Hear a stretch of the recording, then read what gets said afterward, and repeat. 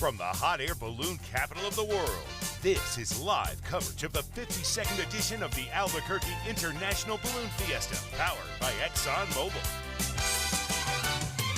It's Balloon Fiesta Live. And now, direct from the rooftop studio at Balloon Fiesta Park in Albuquerque, New Mexico, here are your hosts, Art Lloyd Jr. and Ted Maes.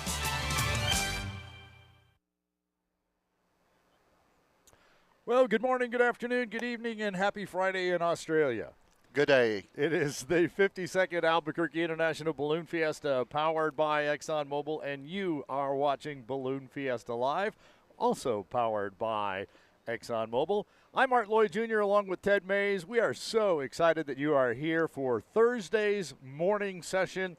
It is Special Shapes Day here at Balloon Fiesta. That means we're going to feature about 120 special shapes as well as our regular shapes who will fly out in a sort of mass ascension, and half of them will fly in competition. It is a very busy morning here today. So if you've never seen pigs fly or you've never seen zebra in the sky, you got to stay tuned with us, because Today's the day. Today's the day. It's going to be awesome. We're going to see them all, and even though you may have seen some special shapes fly and stand up earlier in the week, today and tomorrow are the days when all of them will be here, because there's about 20 that are here only today and tomorrow. So today's the day, and of course tonight we're going to do our special shapes and feature them in their own very special Rodeo tonight.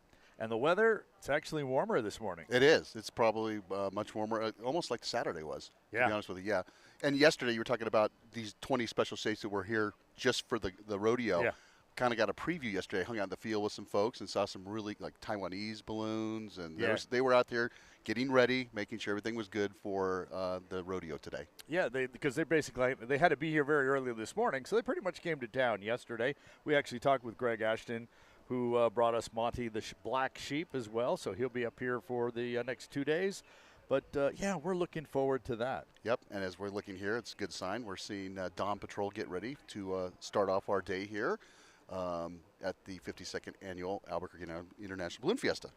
And we talked about this the other day, and people said, well, when do you guys start planning? How long does it take to start planning? And I talked about the fact that things are already in the works for 2025. In fact, we are so far in the works. Let's go ahead and bring that up, Steve. We produce a bumper sticker every single year. And so for this year, the bumper sticker was Embrace the Sky. And so we had this great bumper sticker. There it is, Embrace the Sky. That was the theme. It's got the dates, etc. on it. Today, we are releasing the theme of 2025. The bumper stickers are now available, and it is Painted Horizon. So there's the new 2025 bumper sticker. If you are on the field or you get to the field for any part of the remainder of this week, you can stop by our information booths and pick up your very own free copy of the 2025 bumper sticker, Painted Horizons. Of course, next year it will be the ExxonMobil Albuquerque International Balloon Fiesta, as ExxonMobil moves up from a presenting sponsor to a title level sponsor, and they'll be there for 5 years. And very important on here, go get your calendars, get your Fiesta calendars, but mark those dates October 4th through 12th next year. That's right. Always starts on the very first Saturday of October. So you can go ahead and mark, 2026, 2027, 2028, all of those as well. First Saturday in October. But pick up your new bumper stickers as we get ready to do Painted Horizons in 2025, although we still have 4 days to embrace the sky with our Rodeos and Rodeos today and tomorrow, and then we're back to mass ascensions on Saturday. And it's not just 4 days, it's several sessions. We have a lot of stuff going down on the field down here. So we call them double days, right, or two-a-days as they called when you're in high school and sports doing football. We got some two-a-days coming up here, and Art and I are going to need some coffee and probably some protein snacks to keep us going here. Yeah, today is session number 8, which means that this is the first day of the second half of the week. Yep. And it feels it. Yeah. Even though it was a nice afternoon yesterday to go ahead and be able to just kind of veg out at home for a little bit and just kind of not do anything and catch up. So I do feel more rested, but my body is still tired. And, of course, you can imagine these guys, the balloon pilots and their crews and all the volunteers that are working out here, those of us who have definitely been out here for kind of a week plus now as we did everything pre. Yeah, it's starting to take a toll, but it's so much fun. We just run on adrenaline, and we just go, go, go, go, go.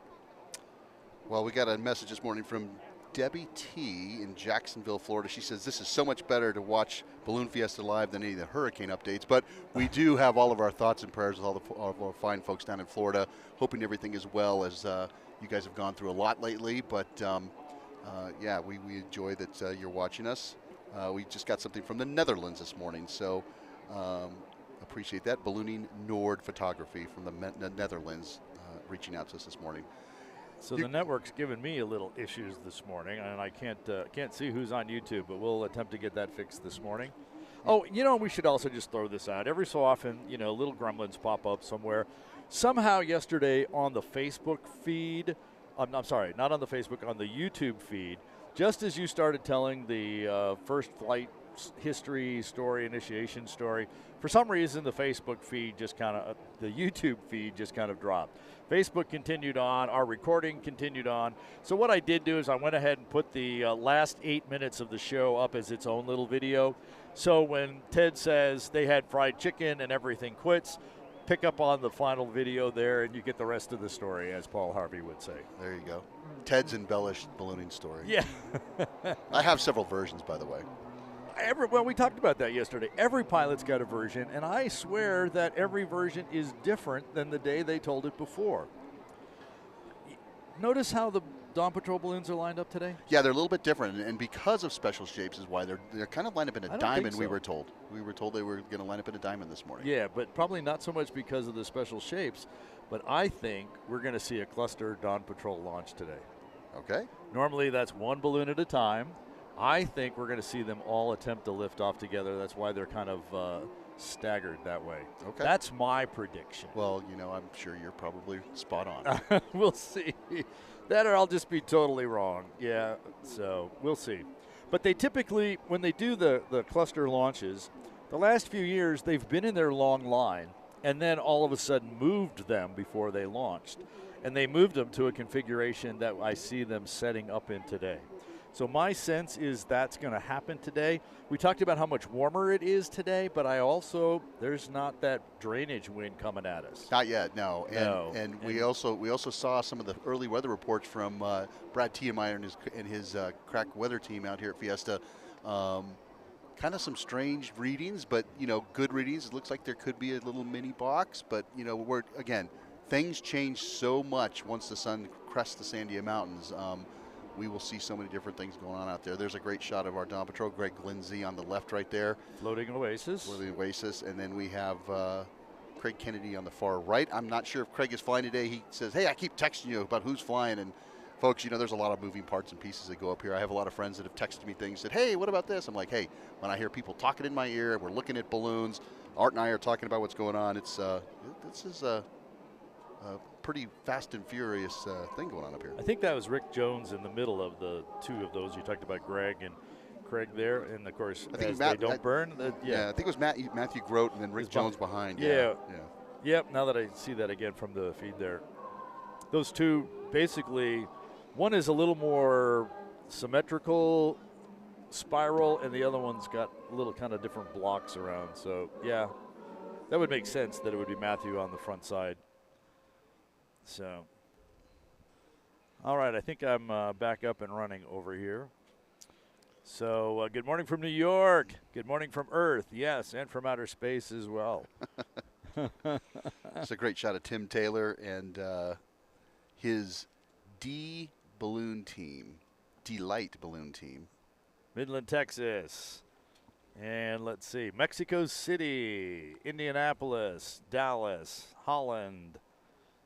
Are there balloons up now for Twinkle Parade? We call this the Dawn Patrol, and then we'll have our Krispy Kreme glow again on Saturday. So the Balloon Discovery tent on the far north end of the field is checking in again. Good morning out there, Karen. Say hi to everybody. Home of the New Jersey Lottery Festival. Okay, Hobbs, New Mexico. in-house as well. Are they going to go up? No official word. Pilot's briefing is underway, but we believe they will. Fort Worth, Texas is here. And let's see, from West Virginia. And someone is watching from my bedroom across the park. Bonjour from Montreal, Quebec, Canada. So bonjour. Oh, well, we get ready to launch the Dawn Patrollers here. We will get over to the pilot briefing at the pilot's tower here in a minute and listen to what Brad Tiemeyer and his crack weather team has to give us for today. And then hopefully right after that, we'll also hear what our competition is for today. Of course, while we normally, that's about half of our regular shaped balloons, but by the time we bring in the others, it kind of, yeah, that's a real exciting day. Typically on Thursday, we have X's, triangles, and poles. And so we'll see if that, if today becomes a typical Thursday or not. And we're going to send Ted down there to bring you the action from right in the center of the competition area. Ted and Dylan on camera will be down there today. I'll handle things from the roof here. It'll be like going back to the future. When I was a small child and came out to Balloon Fiesta, they didn't always rope off the competition. They had they did rope it off, but it wasn't as vast as it is now. Exactly. And obviously we didn't have as many balloons as we did back then. But I remember a day when Sid came in the World Balloon. I don't remember which one, and he totally took out the entire pole. He did get the keys off the top of it, but it was a pretty amazing thing just to be right there amongst all of it. And, you know, the crowd downwind back then were catching balloons left and right. We've learned a lot over the years of safety and what we need to be able to do so people are safe when they're out here. And, again, if you're out on the field and you're going to help balloons land on either side of the field, please just listen to the direction of the pilot. We, as we fly in, will be very verbal with what's going on, especially if it's a little bit breezy. Never step in front of a balloon because, as Art said, you know, you have a tremendous amount of force behind them, and yes, they will run you over. So we don't want to see any of that here at Fiesta Field. Yeah, that lighter than air balloon still has a mass of about 4 tons as it's coming in and moving, so you're not going to stop it. Catch it from the side, catch it from the back. The pilot is trained to land the balloon without anyone there, and they can do that because if they don't fly. So correct. Yeah. Yeah, I mentioned several times when I was flying, I would tell my crew, don't worry to be there when I'm landing, because if I can't land it, I shouldn't be flying it. There you go. But then they would always go to a coffee shop and hang out and say, let's see if he can really do it. Good morning from Cheyenne, Oklahoma, and Nebraska, Iowa. We appreciate you guys watching out there, and it should be another fabulous day. You know, that high pressure system that is in the southwestern part of the United States is really going to help us, Art, as we continue on to the final 4 days of the Balloon Fiesta for the 52nd annual Albuquerque International Balloon Fiesta. This is one of the better weather fiestas, I believe, that we've had in quite some time. So 2 years ago, it was really nasty. We got lots of storms, lots of rain coming through here. Last year, we had a really good year, and now this, you're right, it's the second year in a row. I'm seeing a number of folks on our YouTube channel here talking about they're watching from home, but they're about 3 miles from the park. I would just remind you that if you are within about 4 miles of the park, you can probably pick us up on over-the-air, low-powered TV, channel 28. And so you can, and that's actually a 24/7 channel. It goes up a couple of weeks. And here does go Dawn Patrol. And as I predicted, they're all going off together. In a cluster. And obviously what happens when they normally go off one at a time, they kind of get away from each other. And so the picture is kind of spread across the sky. With this more cluster launch, they're going to stay much closer together for at least a little while. And of course, they've all got the turning vents going. Craig Kennedy in Chick-fil-A, Tim Taylor in the red, white, and blue balloon. And that's going to be Polar Dawn. Matthew Grote is the lower one.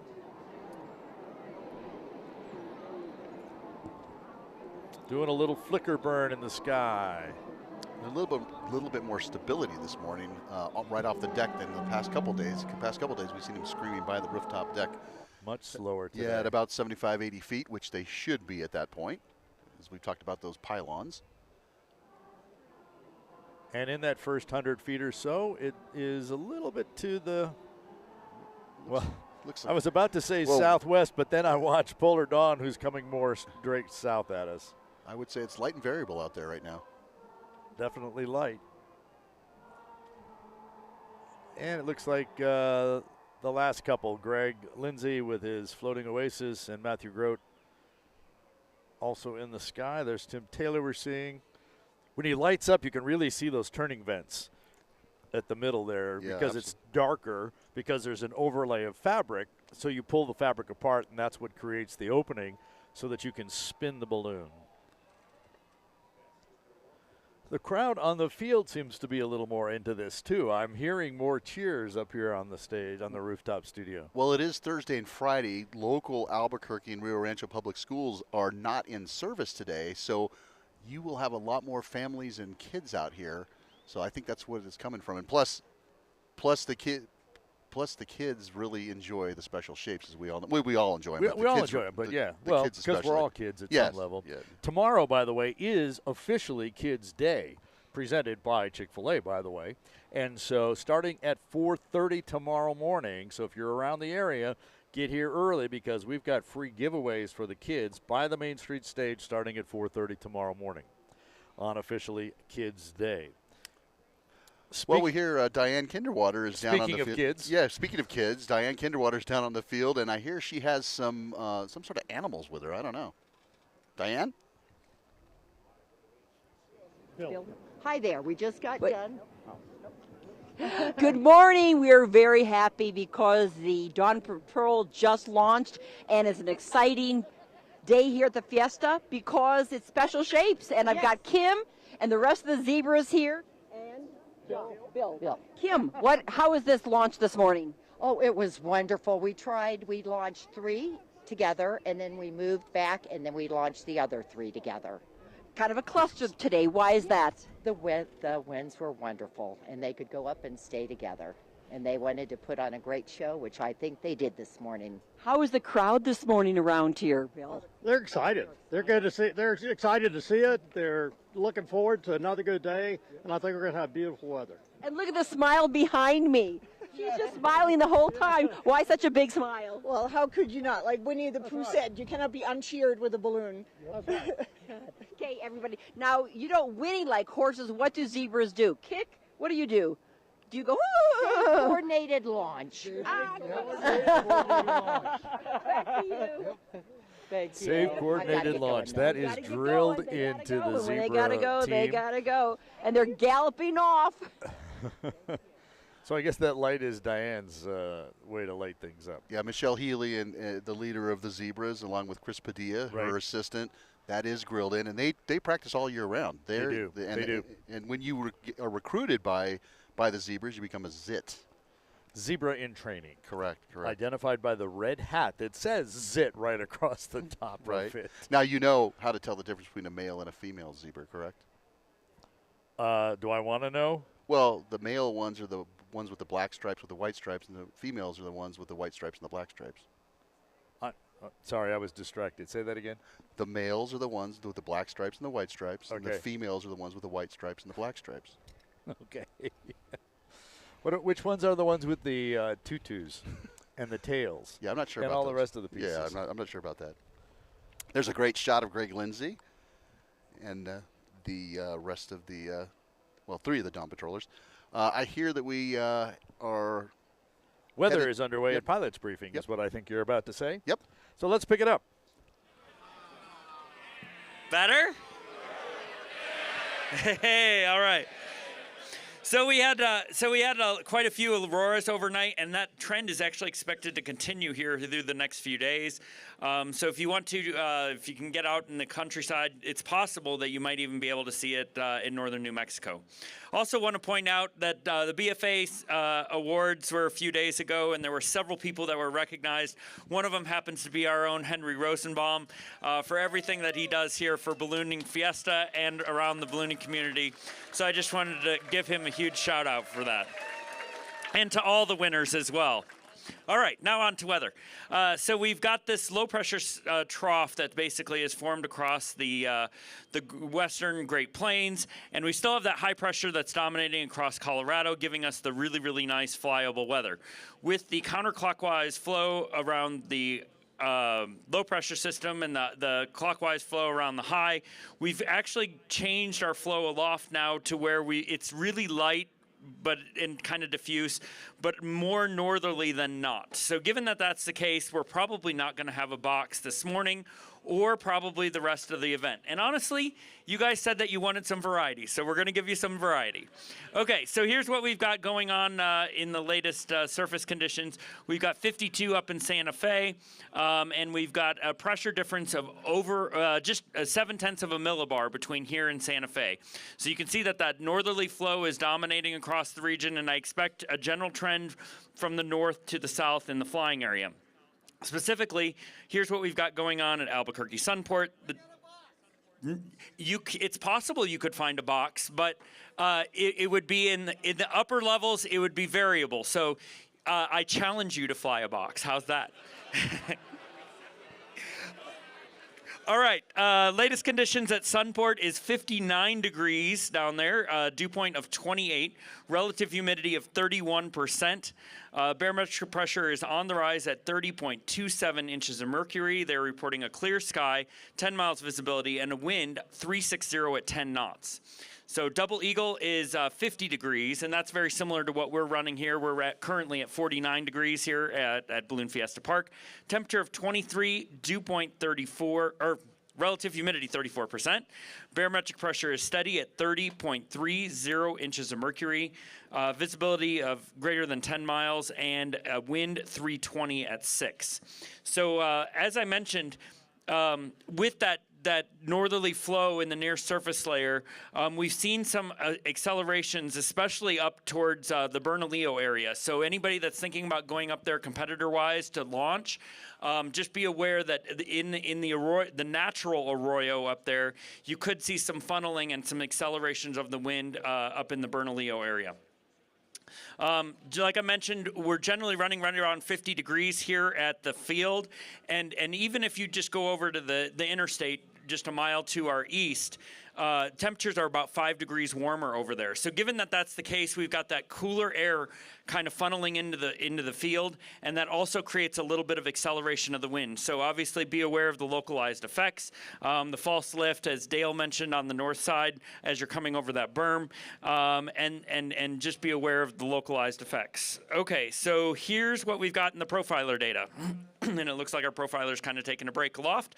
It looks like we're starting to see a little bit of acceleration, not in the near surface layer, but once you get above about 200 feet or so, we got 15 to 20 knots. And you can see that with the Dawn Patrol pilots. They're continuing to head to the south. Now, the ones that have climbed up into this lighter wind here, it's really light and variable. And we've seen it. We've seen different variations up there of what's going on, different flavors of wind. We had actually earlier this morning, we had a wind out of the south. And it looks like the latest, looks like they're finding something anyway to get them back at least here, but it's slow and light. So it's possible you could fly a box. You're going to have to go above 1,000 feet, but that wind up there is going to be somewhat inconsistent. So that's going to be a real challenge for those competitors this morning on where to strategize to take off to get back to the field here. So given that that's the case, Duncan and Lauren are going to run an extra pieball for you, and we're going to send that information out via Remind. So, and be aware that this profiler information is going to be available for you as well. So talking about this acceleration layer of 500 feet or so, it would probably maximize sometimes right around sunrise or shortly thereafter, and then decrease slowly through the day.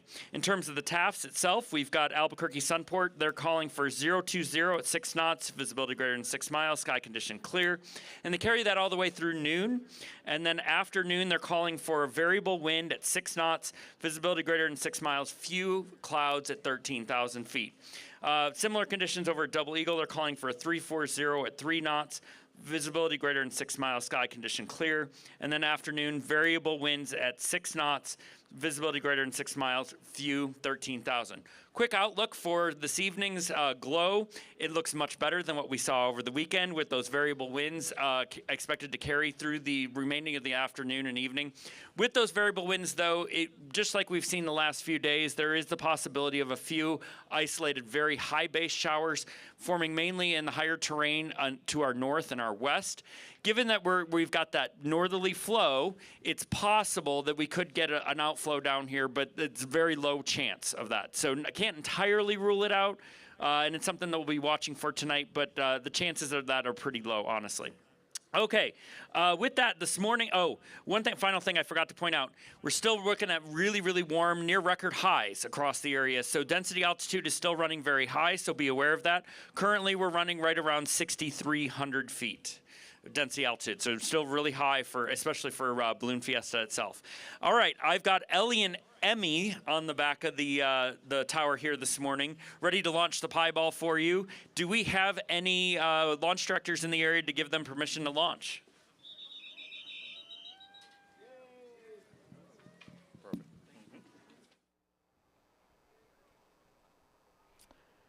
And there goes the pie ball, just launched off the pilot briefing tower.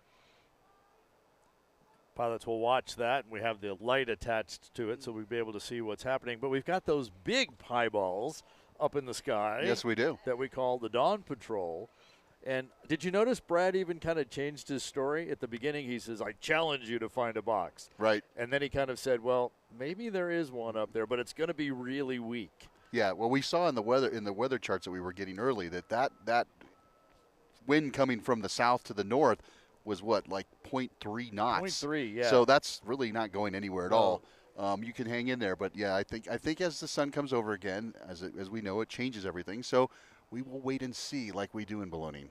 But the Dawn Patrol, who has managed to fly over us by the end of weather here, they've not been able to get back over us. They've kind of stopped. They're moving a little bit to the east.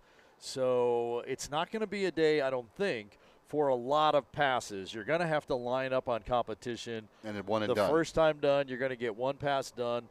If you're very early, you might have enough time to make that second pass. But if you're coming in later, you're just not going to have the time. It's not going to be fast enough to get you back up there. Right. Well, we had Diane Kinderwater out on the field again with another guest. So, Diane, who do you have for us today?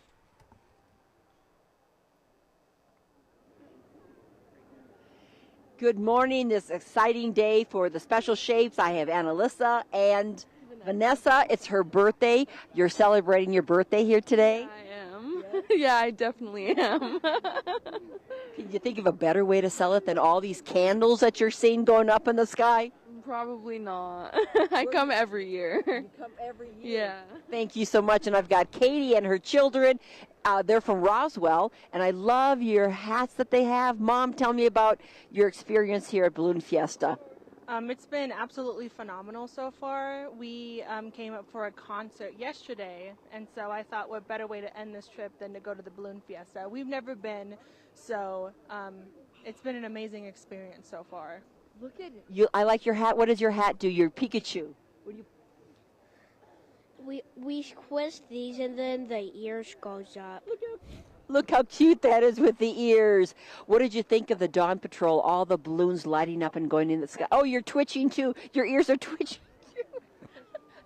What did you think of the balloons this morning? It was good. I liked them. You're having fun? Mom, you're creating memories for your children. Thank you. Thank you. That's all we try to do. Okay, everybody. Happy birthday. We're going to sing happy birthday to Vanessa before we head out, but we're going to sing and you can go back to the other balloons. So everybody sing, happy birthday to you. Happy birthday to you. Happy birthday, dear Vanessa. Well, happy birthday, Vanessa. There you go. Yep. Birthday to you. And I guess those kids are just kind of twitching with excitement because it's the special shapes day out here. And they have some special shapes on their head. They are. They can join right in the party here as well as we move forward this morning. It is Thursday morning, Special Shapes Day here at the 52nd Albuquerque International Balloon Fiesta. And we are about 45 minutes away from sunrise, but only 30 minutes away from our national anthem, our balloon of the day. And, of course, we'll be putting more balloons in the sky right about that time. Yep, and you're seeing a view right there from our view, from on top of the rooftop studio. The sun just starting to sneak around the Sandia Mountains, and there's some, looks like ride balloons getting ready. Or is that may be the balloon of the day, actually. Could be. I mean, who is the balloon of the day? Guess I should look. So. And see who we have. I don't have it there. I should say good morning to Linda Gonzalez from Clayton, New Mexico. She's been on every morning, so good morning up there in the northeastern part of our state. Most people don't realize, Art, how large New Mexico is, to be quite honest with you. And they don't. You know, in fact, I've had some people come in and say, well, I'm just going to run on down to Carlsbad. Well, yeah, that's going to be a full-day trip. Oh, I didn't realize it was that far. So, you know. 5th largest state by geographical area. Yep. I got offered a job one time to kind of be a technology salesperson, and I didn't really want to be away from home very often. And they said, well, you'll have Carlsbad, Roswell, things like that, Las Cruces, etc. And so you can be home pretty much any time. And I said, I don't think you understand the size of the state here, because it's 3 hours to Las Cruces, and that's a straight shot down the interstate. Carlsbad's almost 5 by the time you use the other roads to get over there. And pretty much you would spend a half a day to get anywhere in the state. Then you'd have to make your sales calls, and then it'd be another half day back. So you wouldn't be making it. Yeah, no, you'd be out a lot. Well, I had the same thing in my professional career prior to who I'm working for now. You know, I would travel. I had all of New Mexico, half of Texas, half of Colorado, and half of Arizona. Oh, wow. All right? Yeah. So they would say to me, well, how come you're not here and here and here and here? So I'd have a corporate visitor come in. They would visit once. I'd never see them again. Yeah. They didn't want to spend all that time. They didn't want to spend all that time on the road. No. Yeah, that would be where, like, you'd want to get a helicopter license maybe, and, you know, you could fly to those places. But then you'd still have to deal about ground transportation once you got there. Right. Probably couldn't land at their place of business and then fly to another place of business in town. It'd be pretty expensive. There we see a great fun. Yep, yeah, very fun. We see a great shot of looking south easterly out of Fiesta Field. You see the Sid Cutter Pilot Pavilion to the right-hand side, and one of our merchandise tents. But we'll talk about that in a second. Right there in the center, that big tall tent. That's the merchandise tent. Diane's bringing us something else. Maybe it's a birthday. Maybe it's more animals. Diane, what do you have for us now?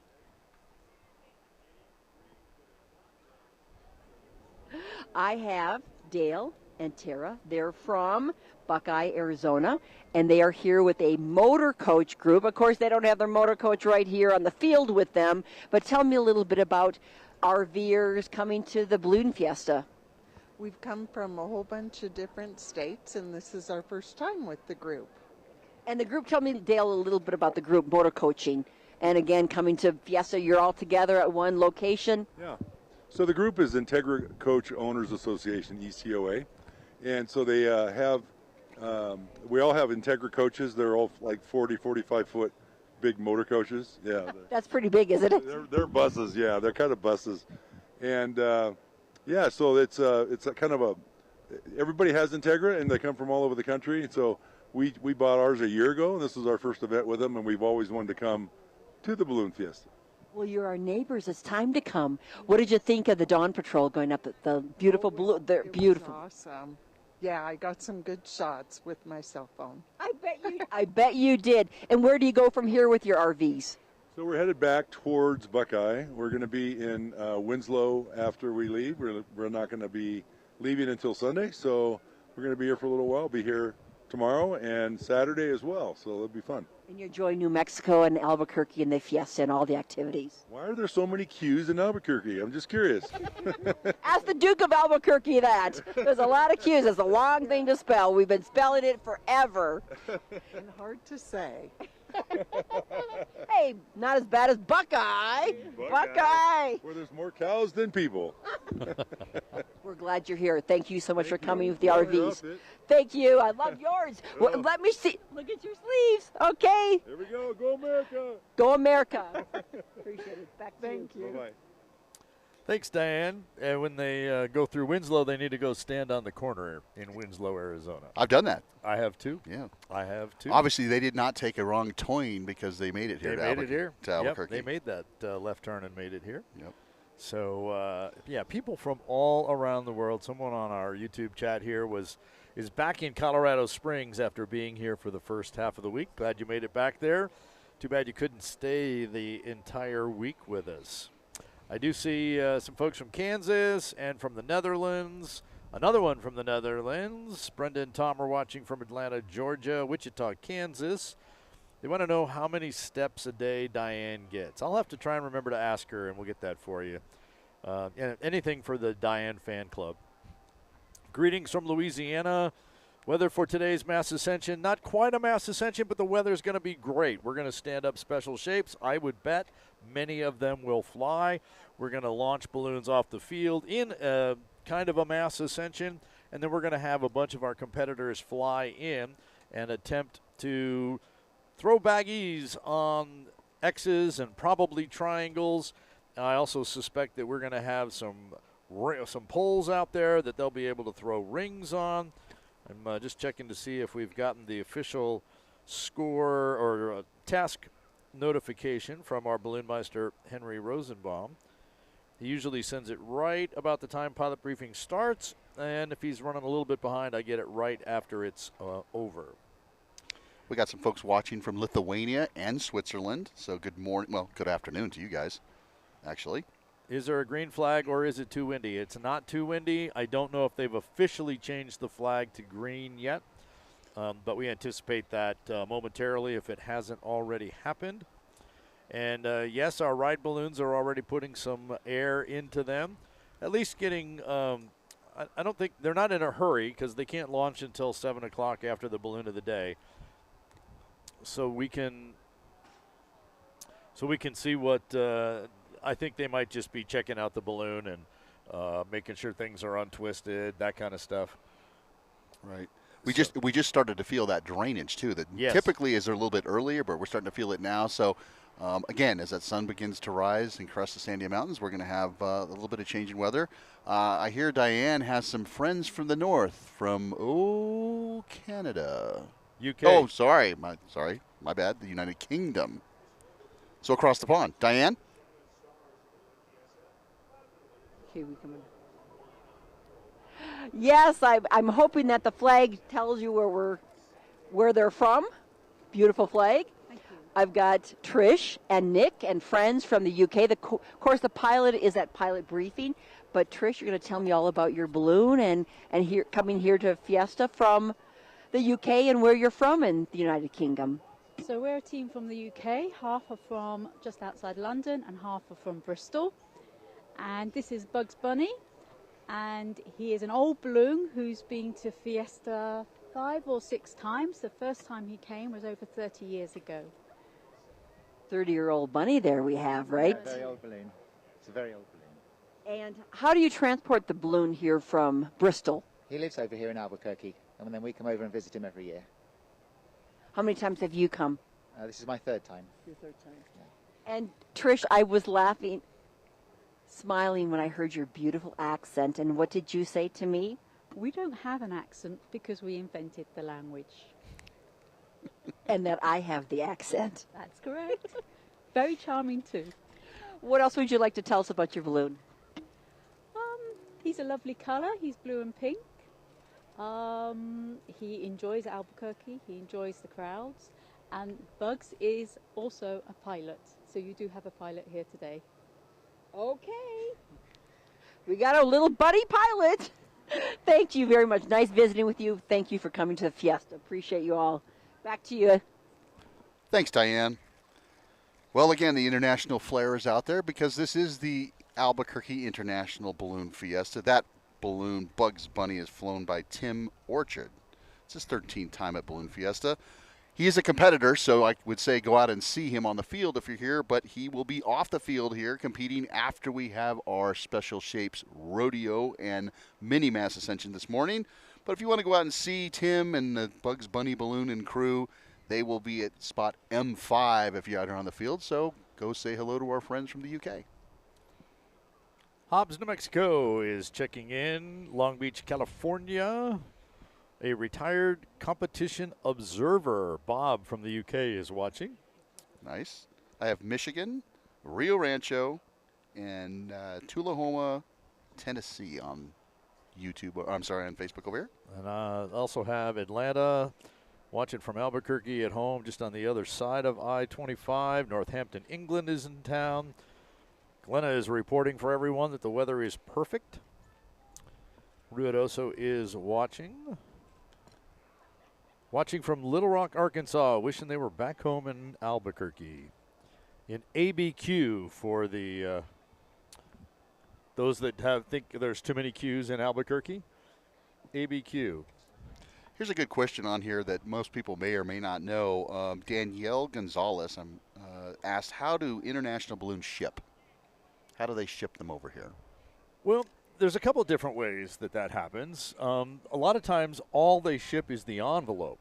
So we've seen the bags with the envelopes in them, and they're, three, depending on the shape or the size of the balloon, 3 to 4 feet. So you could put it in kind of a 4x4 or a 5x4 box type of thing, and you could ship just that. And then when you get to the States, you have made arrangements to borrow another balloonist's bottom end. That would be the basket, the tanks, the burners, etc. So it's not too bad to ship those, and a lot of times we ship them around air cargo is what's happening. So my friends, Barbara and Peter, who we've talked about a few times, they just competed in the Gordon Bennett.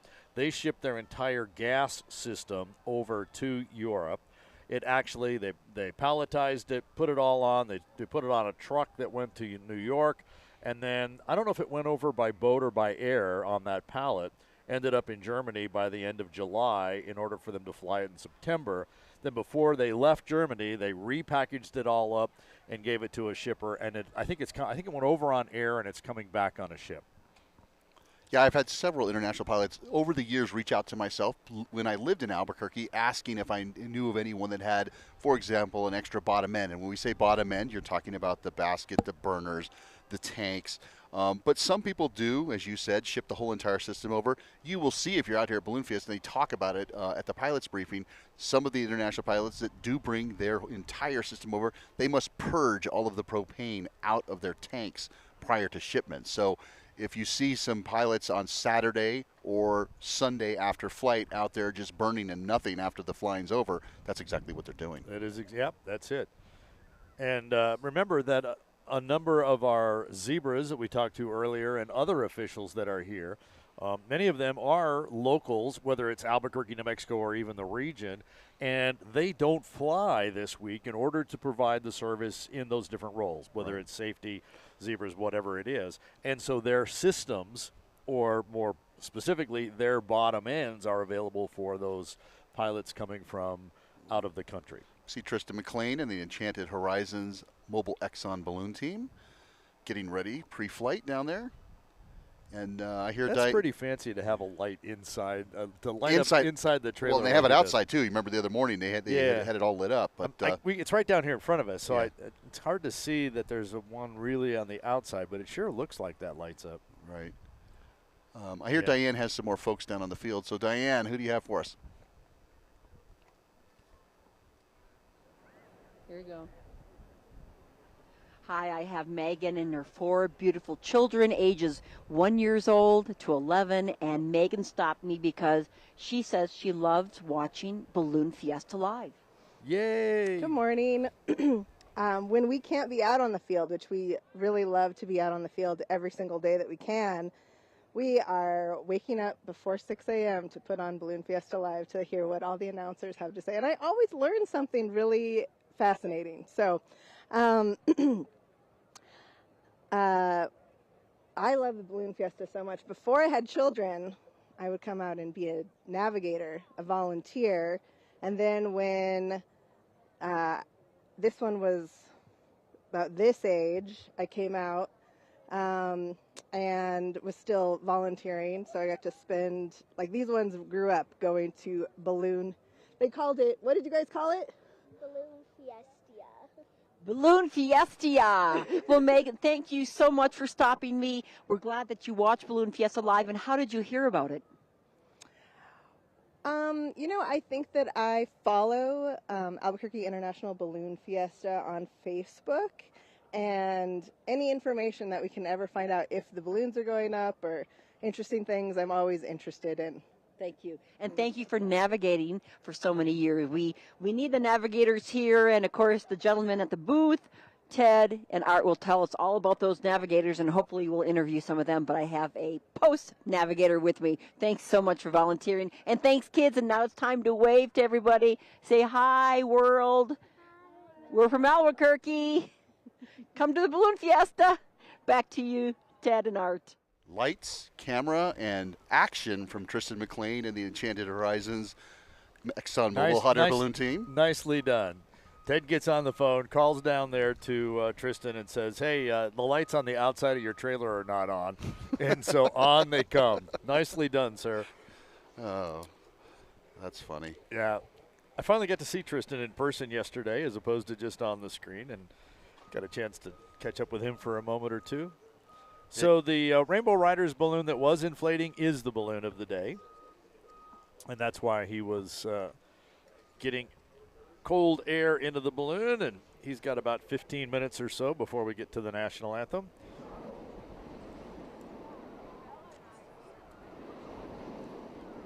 Boy, he's got a lot of crew down there. Tristan? He's a spoiled pilot. Spoiled pilot. He's going to kill me for that. I don't know if you noticed yesterday, he actually has his basket on a cart to get in and out of the trailer as well. Most people, the crew picks it up, or you kind of drag it out and you kind of walk it by rolling it from corner to corner as you go around. But he's managed to get a cart with wheels on it. There it is right there. Yeah. Actually, I think that's probably the one with the envelope. Right. Yeah, but there's another one with for the cart as well. So, and, as crews get older and balloons get bigger, they get heavier, and we get like a little weaker. It's as we get not older. As strong and not as agile. Let's put it that way. Right. And so so it just makes it easier to do some things. That blue line that one of the crew members was just walking over with, that's going to be the tie-off line. That will connect to the burner frame on one end and to the back of the truck on the other end. And it looks to me like Tristan is doing his pre-flight check on his burner system, so we'll probably see some fire right about Yep, here we go. Now. Pilot lights are lit. There's the full burner. Looks like he has pretty good pressure. Yeah, and that's one thing that people don't realize, that you must have that propane heated if it's cold outside, because the colder outside is you lose the pressure, and you really need the pressure in the burners to push that hot air into the envelope. And you don't want too much pressure because the flame gets to be too big, and now you're cooking the top of the balloon. So enough to produce the heat you need, but not so much that it goes off to the top there. So once it drops below about 50 degrees for more than a couple of hours overnight, that's when you want to start heating. Or there's another way to do that, and that is to put some nitrogen into the tank. Liquid nitrogen. You add some pressure to the tank. Because what it is, you want to keep the pressure of the gas, the propane, up above about 60 pounds of pressure. That's kind of the minimum to fly with. Preferably you want to be in the 80 to 100 pounds of pressure. Of course, if you go over, I think it's about 160, I think in most manufacturers, that's when you have too much pressure. Correct. And that's part of what that whole burner test is about, not to mention checking for leaks. Right. Diane Kinderwater is out there with folks, finding some great, interesting people that we can bring to you here on Balloon Fiesta Live. So, Diane, take it away.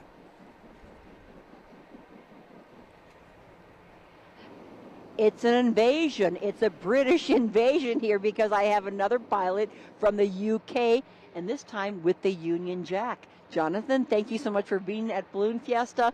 And again, is this a British invasion? No, I love America, and so I love coming here, and it's a great privilege to come to this country. It's a super fantastic place. You're very lucky. We know that we are. Thank you for noting that. But I see that you have the Union Jack, but I saw on your basket right here the American flag. So when I came over and saw this American flag, I was surprised that you're flying the Union Jack. Like I said, I'm a great fan. I'm an ex-military guy, and I've served with American forces, twice in Iraq and once in Afghanistan. So I love the culture, and I love the country, and I love the way it conducts itself. So I'm proud to fly the American flag. What an honor we are to have you here at Fiesta and to recognize the great country that we do have here in the United States. And we do thank you for your service. Oh, thank you. Thank you. All of the armed forces out there, all of our men and women who are serving us, we appreciate them. And Sue? Hi. Morning. Morning. What do you think of this young man next to you? Oh, my husband's amazing, so it's great. Yes. What makes him so amazing? He's a great balloon pilot. He includes all the crew, and you know, we send photos back to our daughters back in UK, so it's great. Thank you again. Thanks so much. Okay, kids, everybody, crew here. Let's give the thumbs up. Back to Ted and Art. Thank you.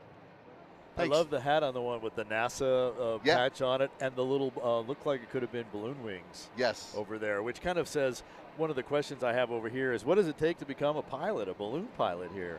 So the first thing you got to do is have an interest. Yes, you do. And the interest starts pretty quickly. You know, for myself, it started at the age of 6, but you have to actually be the age of 14. And you can get a student pilot certificate at that point. Correct. And then you can start your training at that age. And what it consists of taking a ground school and then passing a written test on basically the knowledge of balloon systems, how they work, all of the regulations, all of that stuff that you get in ground school. Weather is in there. All kinds of pieces are in there. And actually, the local balloon club has a way to do ground school online. So you don't necessarily have to go find one. You can also get ground school from a commercial pilot, balloon pilot. But we have one online that's available for you that we think is pretty good. Then you have to get some flight training. You have to get a minimum of 10 hours of flight training. Usually it takes more like 12 to 15 hours or so to truly be proficient, because it's not just the hours of training. When you are proficient to do that, you now have to go schedule a check ride with the FAA or an FAA designated examiner, and you have to go out and do a flight test with them. And you have to go out and prove to this examiner that you know how to fly a balloon, that you make good decisions when it comes to flying a balloon. And once you have passed that, and by the way, they like to throw you a whole lot of other questions that you probably already answered on that written test, but they're just like double checking, making sure that you know that as well. Right. And, you know, during those flights, you know, they like to throw a lot of things at you as well. And that flight must be a minimum of 1 hour in the air with that designated examiner, or DE. You know, I remember when I flew with George Hahn. He's the one that signed off on my private ticket. It was pretty intense. And he, you know, although he was doing what he had to do, he wants to make sure you're in control of that aircraft, because you have an aircraft at that point. Absolutely. And the next flight you take after you're signed off, there is no designated examiner. It's you, yourself, and you're responsible 100% for that You are that truly aircraft. the pilot in command. Yep. Yeah, my check ride as well, it was take us up to 500 feet and fly level at 500 feet. And then at some point he said, okay, take us down to about 6 feet off the ground, do some ground tracking for a while. And now I want you to go up this fast to this altitude. And so can you do that? Plus or minus, I think at the private level it's 100 feet. And then at the commercial level, it drops to plus or minus 50 feet. So they're watching to see if you have that control.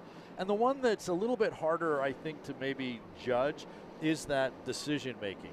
The very first day I went out, I had a check ride scheduled, and it was too windy to really fly. And this was before cell phones, so I couldn't just call my crew off.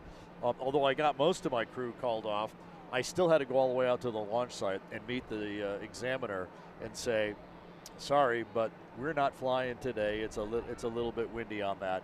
And it's okay. That's part of the decision making, to know when to fly, and even more importantly, when not to fly. Well, we'll expand on that in a second. So, you know, I think that the DE training you and what you have to do, and the aeronautical decision making is a key, and we'll talk about that in a second. It is.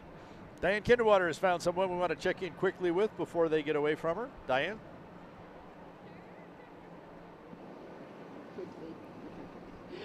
So we have the balloon Back to the Future with pilot We have the balloon Back to the Future with pilot Casey, but I just saw him back from pilot's briefing. I saw him running. I said, "Where's your pilot?" And the crew said, "He's running." So you ran back here. Yes. Why? I saw you here. It's a great morning. It's going to be a great morning to fly today. You're from Montana? Yes. And how often have you flown in the Fiesta? This will be my 4th year here at Fiesta.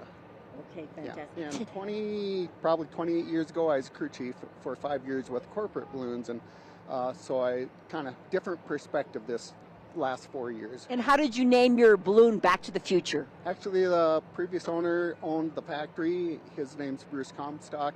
He had gotten out of ballooning and then was getting back into the ballooning, and the basket was built in 1985 when the basket was made. And since I graduated high school in 1985, I decided to keep that name. It was pretty fitting. Oh, fantastic. Yeah. Thank you, Casey, and thank you, crew, for coming from Montana. Yes, thank you. And we're coming back to the TV studio up on the roof with Art and Ted. Thanks, Diane.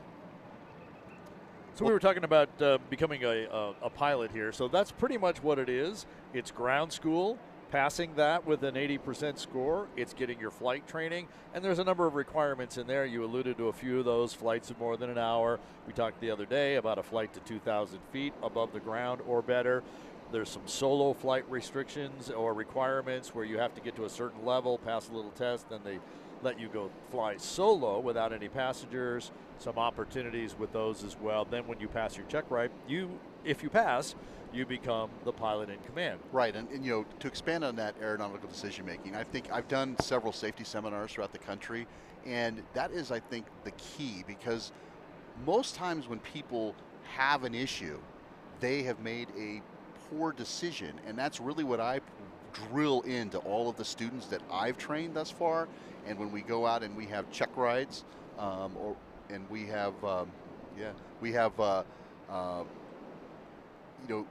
we're required to do 3 takeoffs and landings every 90 days to remain current. Yes. And we have to do what we do a flight review flight every 2 years. So it's really important when we do that we really revisit the aeronautical decision making, because that decision you make today or this morning or tomorrow is going to be critical and can affect other people, because you may have passengers and or yourself. So yeah, we have a big photo up there in the Exxon Mobil balloon. Yeah, and the fan's still going. That's why it's so windy right there, because that fan is keeping the envelope full of cold air, because he's basically cold packed. He could stand up now if he had permission of the launch director to do so. Correct. But we are quickly approaching our balloon of the day and our national anthem. And once they are airborne, then the rest of the balloons will get that okay to stand up, and we'll start launching. Kind of start in the middle of the field and at the south end of the field. And so we kind of have almost like 2 launch fields going. And the idea is to get all of the balloons that are going to fly away from the field this morning, take off from here and fly away, get them up and out of the way in the next 40 minutes or so that we can clear the field for competition, and we'll stand up the special shapes along the east side of the field. Many of those will fly, many will just stand here and give us a very nice static display as well. But it should be a great day to fly. While we were chatting and Dan was talking before, I did see and hear that the green flag is up. And so we're moving forward with that. And now that we're down to that 2-minute mark, let's go on down to the Main Street stage. And our public address announcer, Mr. Bill Royal, for the call of our national anthem. Good morning. How's everybody doing out there? Are you ready to witness something amazing? Good thing you came here this morning. It's the Special Shapes Rodeo coming up for Mass Ascension. Our balloon of the day, as you can see, is one of the Rainbow Riders. It is, in fact, the Rainbow Rider. And they're all a little bit larger than your average balloons. You're not actually imagining that they're that big because they carry a number of passengers. We've got great things coming up today. Competitions happen at 8 a.m. at the tail end of Mass Ascension. If you haven't seen balloon competitions, you've got to check them out. And we're going to have play-by-play from Balloon Fiesta Live when that happens across the field. We also have a whole bunch of great stuff for you today. We'll be keeping you abreast of what's happening all over the field.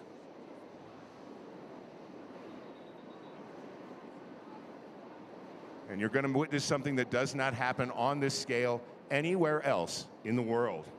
But right now, as the Rainbow Rider prepares to raise the colors, please welcome to honor our country and sing our national anthem, our active and retired employees of the Sandia National Laboratories here in Albuquerque, collectively known as the Sandia Singers.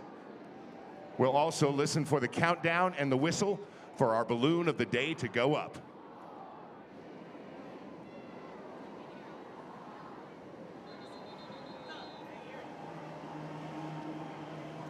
Oh, say, can you see by the dawn's early light what so proudly we hailed at the twilight's last gleaming, whose broad stripes and bright stars through the perilous fight o'er the ramparts we watched were so gallantly streaming, and the rockets' red glare, the bombs bursting in air, gave proof through the night that our flag was still there. Oh, say does that star-spangled banner yet wave o'er the land of the free and the home of the brave?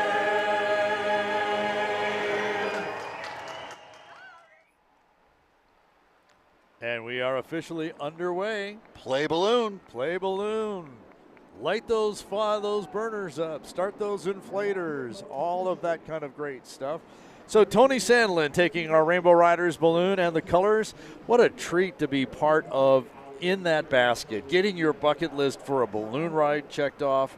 And on top of that, being able to go out carrying the American flag to the national anthem from the Sandia Singers. What a great thrill they have. Thank you, Tony. Tony's from Fishers, Indiana, and it's his 14th year here. And yeah, I had an opportunity 2 times, but unfortunately Mother Nature, she wreaked havoc on me to be able to take the flag off the field. So a little jealous right there. Yeah, but yeah. Hey, it is what it is. Yeah. Well, now you get to witness it every single day. Absolutely. And we've been talking about watching Tristan. There's Tristan. We're up close with Tristan, and he's now loaded his, because now that the balloon of the day is airborne, Tristan being in our A row, that's the farthest south row, will be launching off the south end as well as out of the middle of the field as well. Look at the smiles on the passenger there who's going to get her flight this morning. And Tristan's already putting heat in. It actually looks like there's a launch director standing right down there getting ready to launch him out of here. He's actually the one that's ready to go and in the best position to go off the south end of the field. Intel is standing up. And then we've got a couple of others that are coming up that will be ready, but I will watch and see. In fact, there's the two launch directors. Extra special treatment from Mr. McLean.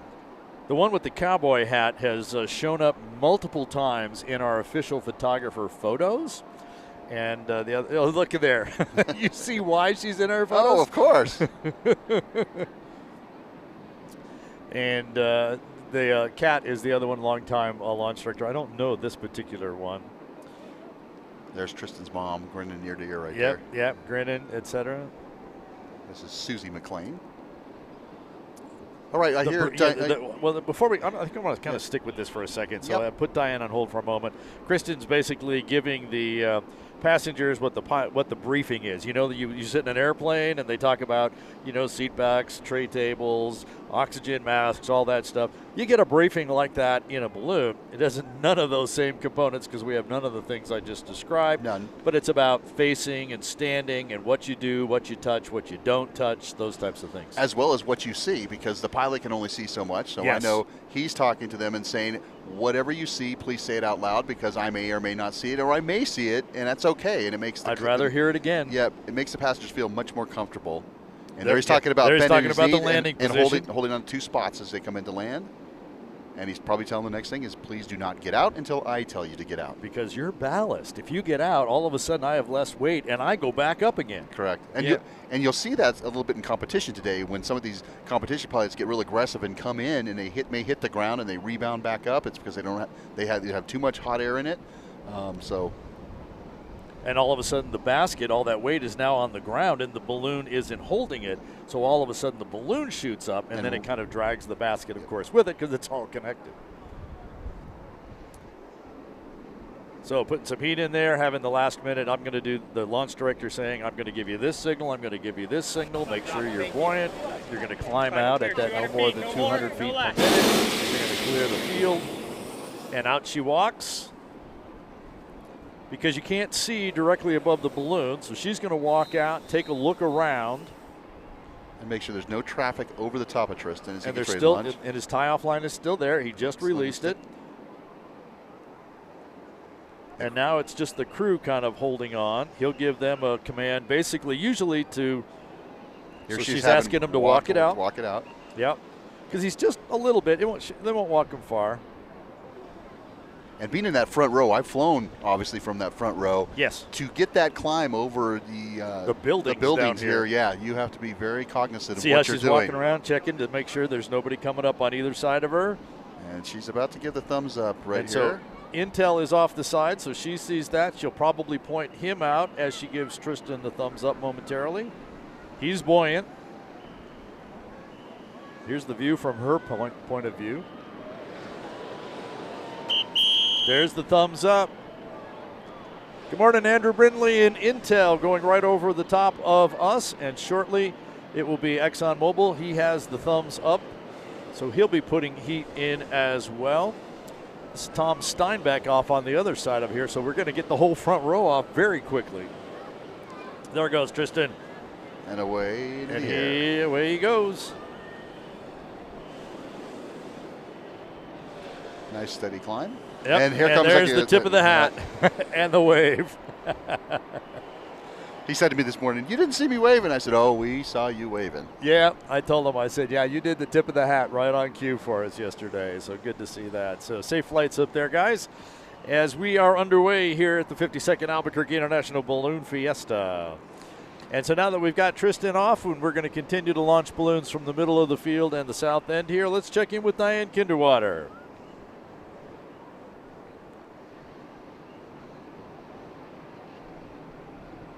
I'm with Alan Zielinski and his family and friends, and he's from the Chicago area. And he says that Balloon Fiesta Live has made a difference to the ballooning community. Tell me why you say that. Well, welcome, Diane, and thank you so much. We love all of our friends at Balloon Fiesta Live because all of our friends all across the country are able to take and track and follow our progress and adventures this whole Fiesta week. Thank you guys so very much. Isn't that wonderful? And of course, what attracted me to you was not just your beautiful crew right here, but the back of your trailer. What's all this? These are for the many, many years that we've participated. This is 42 years that we've participated at Balloon Fiesta, and along the path we've got many, many different friends that have added to the back. The farmer program that we had back in the 70s and 80s. We've got astronauts who have flown with us. We've got different companies that have sponsored and supported us, and we've added that all to our memory board right over here, which is the back of our trailer. It's nice at our stage in life, not our age, but our stage in life, to have a memory board. Isn't it nice? It absolutely is. It absolutely is. And our many friends, as we come across each year, they take and they add another element to it. Well, thank you for coming to the Fiesta. Bye, guys.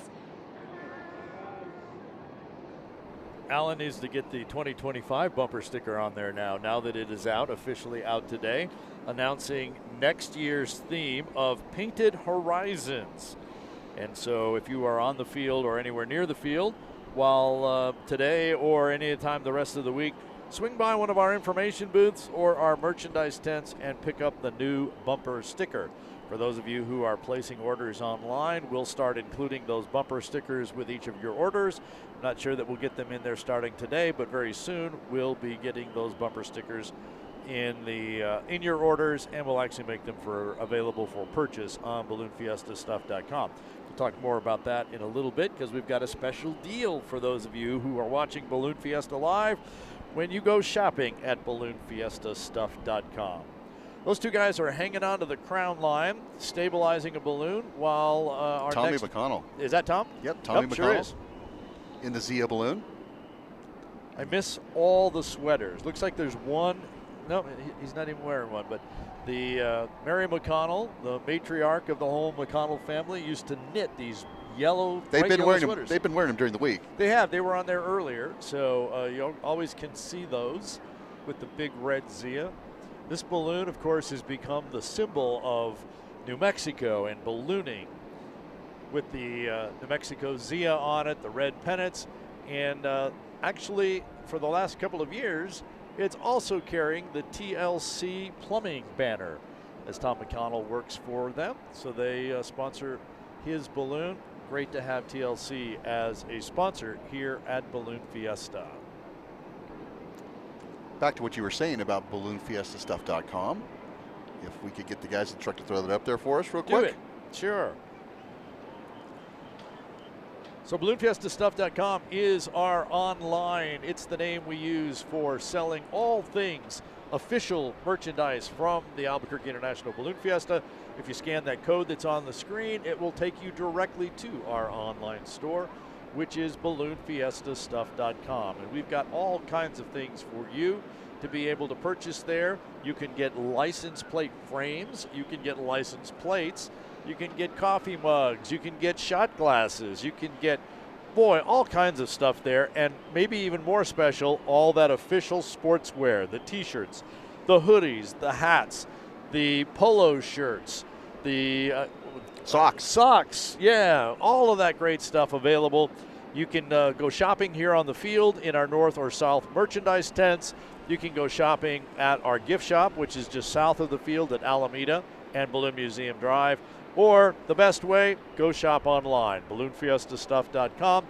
After you've loaded up your cart, put the discount code FIESTA24 in the discount code, and we'll take 10% off any of the sportswear you have thrown in your cart. One time only for that, please, and the code does expire on October 15th, so get your shopping done early and often as well. Which actually brings me to a point. Someone was asking on the feed, remember I told you that sometimes I'll go back after the show, right, and that's when I'll catch up on the chat. There was an entire thread of conversations going on yesterday about where do I get my T-shirts. If you want official Balloon Fiesta T-shirts, the only place to get them is from us, whether it's on the field, at our gift shop, or at balloonfiestastuff.com. Every other shirt that's out there that says it has balloons on it and it might say Albuquerque, it is not official Albuquerque International Balloon Fiesta merchandise. Now, maybe that's okay with you. Maybe you're okay with something that says Balloon Festival, or just Albuquerque and it's got balloons on it. If you're okay with that, then that's great. But if you are looking for the official merchandise, it's only available on the field, at our gift shop, or balloonfiestastuff.com. And actually, because Albuquerque International Balloon Fiesta is a registered trademark with our nonprofit organization, we do go after folks who use our trademark without contributing back to Balloon Fiesta. Much of our merchandise is made directly for us and actually has a little AIBF tag on it that helps you to identify it. The other thing we put on our merchandise is a hologram sticker. We're moving from the sticker to that other little tag, but that's the other way to tell that you are getting official merchandise from Balloon Fiesta and balloonfiestastuff.com. Okay, sales pitch over. Yes, that's okay. You got to have all that cool balloon stuff. You know, You do. I have and people go for the official stuff. Yes, I have people all the time ask me where, you know, when I tell them where I'm from, we talk about balloons, I send them right to balloonfiestastuff.com. There we see Mark Meyer right there with one of his special shape balloons. We're going to start seeing a lot of special shape balloons coming up here. Got a little bit breezy down on the field, but that's pretty typical right as the sun rises, Art. We knew that was going to happen with the drainage being a little bit later, so there's some pilots that were out there that pulled out a little bit, but I think they're on a wait and hold for their feeling of their aeronautical decision making while others continue to inflate on the field. We have Diane Kinderwater down there with some more folks. Diane?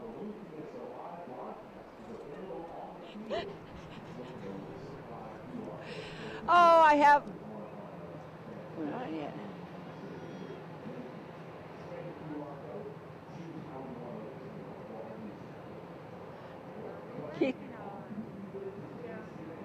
I have Diane in the cute little bear pink outfit, her daughter Carly, her granddaughter Hazel, and her other granddaughter and grandson here coming to the Fiesta. They're from Albuquerque, and Carly's going to tell us how wonderful the Fiesta is for bringing folks who are disabled and have special needs, such as your daughter. Yeah, so Hazel obviously is in a wheelchair.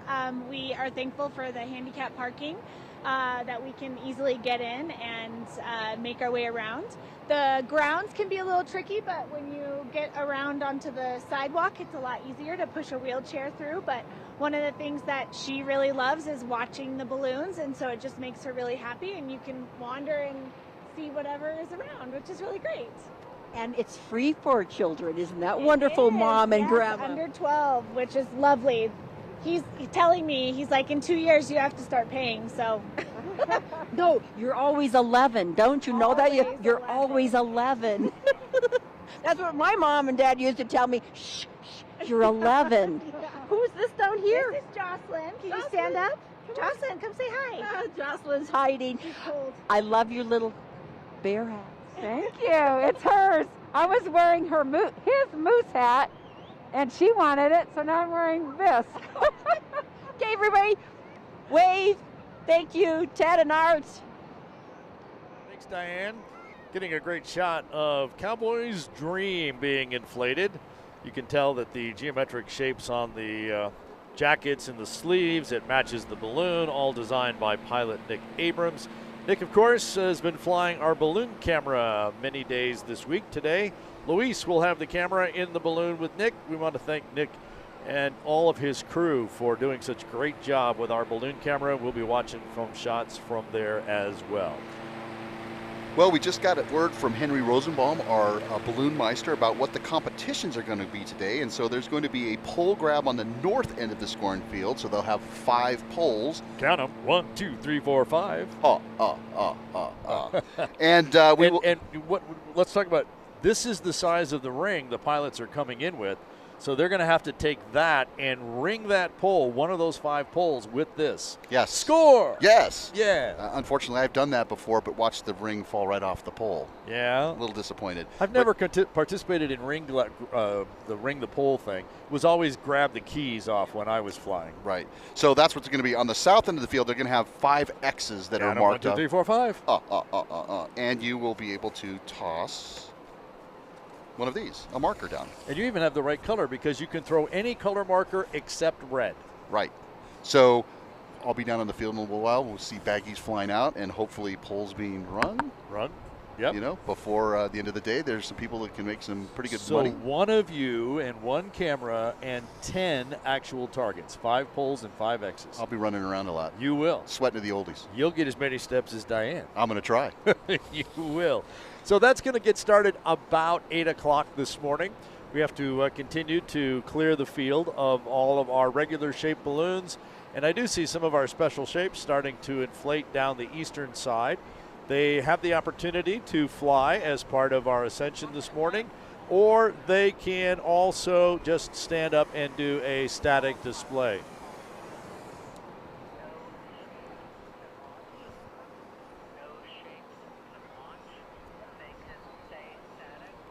So I just got a note from Wrong Way Gorenflow down in Florida. I'm glad they're all safe down there after the hurricanes passed by them. I remember he was my crew chief here with his son Michael Gorenflow, who flies now Airflow. I see Mike out there on the horizon getting ready to lift off here. So he said his entire family is watching. So, and they're watching Hamlet When Pigs Fly. Doug has actually pulled the top. You see that piece of fabric that has come down inside of the balloon. Right. He had it standing up, and that's the vent. You open that up when you want to land, and you pull it farther in when you want to deflate. So they've just asked, or Doug has just decided for whatever reason to deflate Hamlet. Yeah, as I mentioned before, it got that drainage wind got a little bit strong here, and is a little bit late. And I'm seeing some other balloons out there kind of pull down just to see what's going on. So we'll continue to monitor that. But we have Diane Kinderwater down on the field with another report. Diane?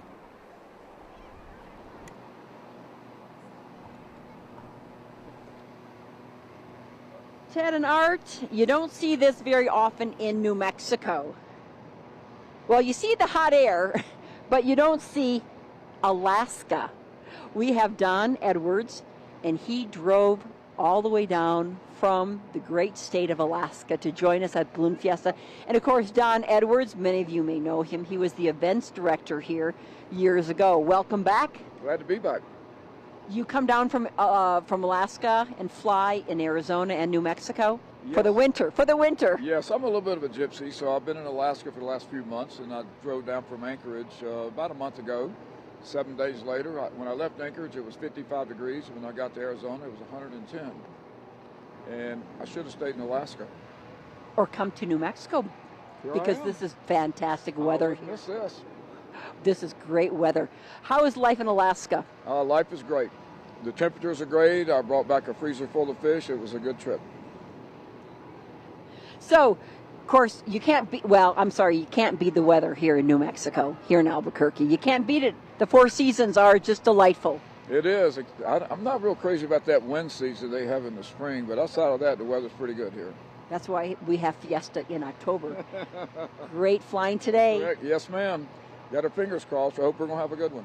We will. Thank you for joining us. Thanks for your service to the Balloon Fiesta. Right. Don Edwards from Alaska. Enjoy your day. Thanks, Diane. Say hi to Don for us. Don, he's a longtime balloonist coming to Albuquerque. You're seeing a balloon right there, Silver Lining, flown by Lachelle Pete of Albuquerque. We talked about her. Her and I were first graders at S.Y. Jackson Elementary School, who one day wanted to become balloonists, and we are to this day. But it's a very special day for a special guest that I flew in from Pennsylvania. Mr. Drew Korskinski just got his first flight off of Fiesta Field, and as they say back at his local school, there she goes. So, Drew, enjoy your flight, buddy. And you were telling me this is Drew's first time out of the state? Out of the state of Pennsylvania, and yesterday was his first commercial airline flight ever. He's 20 years old. First commercial flight yesterday in an airline, first flight in a hot air balloon today. Man, this guy's living right. He's living life good right now. Good, glad to have you here, Drew. Enjoy the flight. Again, back to the Gornflows. I just want to shout them out again. Airflow, Daryl and the whole family down there in Florida. Glad you guys are safe. We're glad everybody down in Florida is safe at this point. But we appreciate the fact that you guys are all watching us on Balloon Fiesta Live at the 52nd annual Albuquerque International Balloon Fiesta, powered by ExxonMobil. Wags and Barks standing up at the far north end of the field. That's the 2 blue balloons with the golden retrievers on them. We also see the brain, or intelligent design, getting cold air in it, as actually Arabelle. Now Dale Ritchie has the flame going. The burner is going, and Arabelle will be coming to life here as he continues to put a lot of heat in there. The body will fill up. It will start to launch. It will start to stand up. The legs will fill up more, and her head will come up. In fact, we're just starting to see enough heat that Arabelle is, you can just see that how much heat it takes to put that balloon up. 220,000 cubic feet of air inside Arabelle. As you said yesterday, that's a lot of milk. Yes, a lot. And warm milk now. About to be. About to be.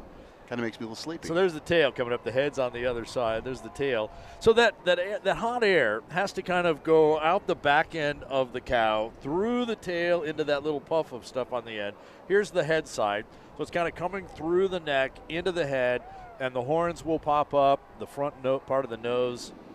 Well, as you mentioned, because the hooves are lower and hot air rises, you're basically the baffles that are in the bulk, the middle part of that balloon, force the warm air out to the hooves, and it has to really be a perfect day for something like Arabelle to get off. I remember years ago, Sid Cutter and Tony Polito, you remember the big old giant tractor. It was a Forbes tractor. Yes. When they built that thing, they built it on the wrong scale, and I don't think Sid really knew about it. And they decided until it showed up at the airport. Right, and then they put it out here on one of the afternoon flights, yes, and they inflated I remember that. And Sid looked at it and said, "Well, let's fly." So they flew. Well, they were telling me, both Tony and Sid, they couldn't see anything because it was drooping down on either side of them, the wheels, the front of the tractor, and they actually made it to the old Coronado Airport on the other side of I-25, but I think that was probably the last time that they flew that tractor. I don't think I ever saw it again. Maybe inflated one more time that year. Yeah, Sid says they sent the measurements off in cubic feet and basically in feet, and they made it in meters. Yeah. So 3 times bigger than expected. Nick Abrams standing up Cowboy Dream, our balloon camera. Luis will be flying inside that balloon for us this morning. And so Nick is standing that up. We'll get the camera in there and we'll get airborne shortly as we continue to kind of work through the field. And more of our shapes are starting to set up along the eastern part of the field.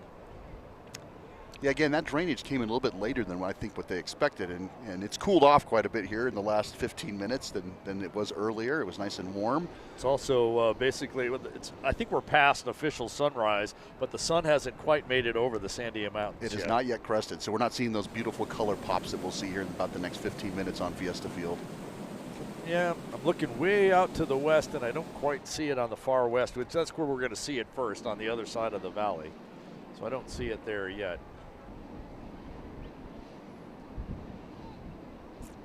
So while we continue to watch things get inflated here and continue to watch Nick get his basket ready, just waved for the folks to get in. And I think Nick's got a basket on there. Hey, anyway, let's go down and check in with Diane Kinderwater before Nick gets a chance to get airborne. Diane?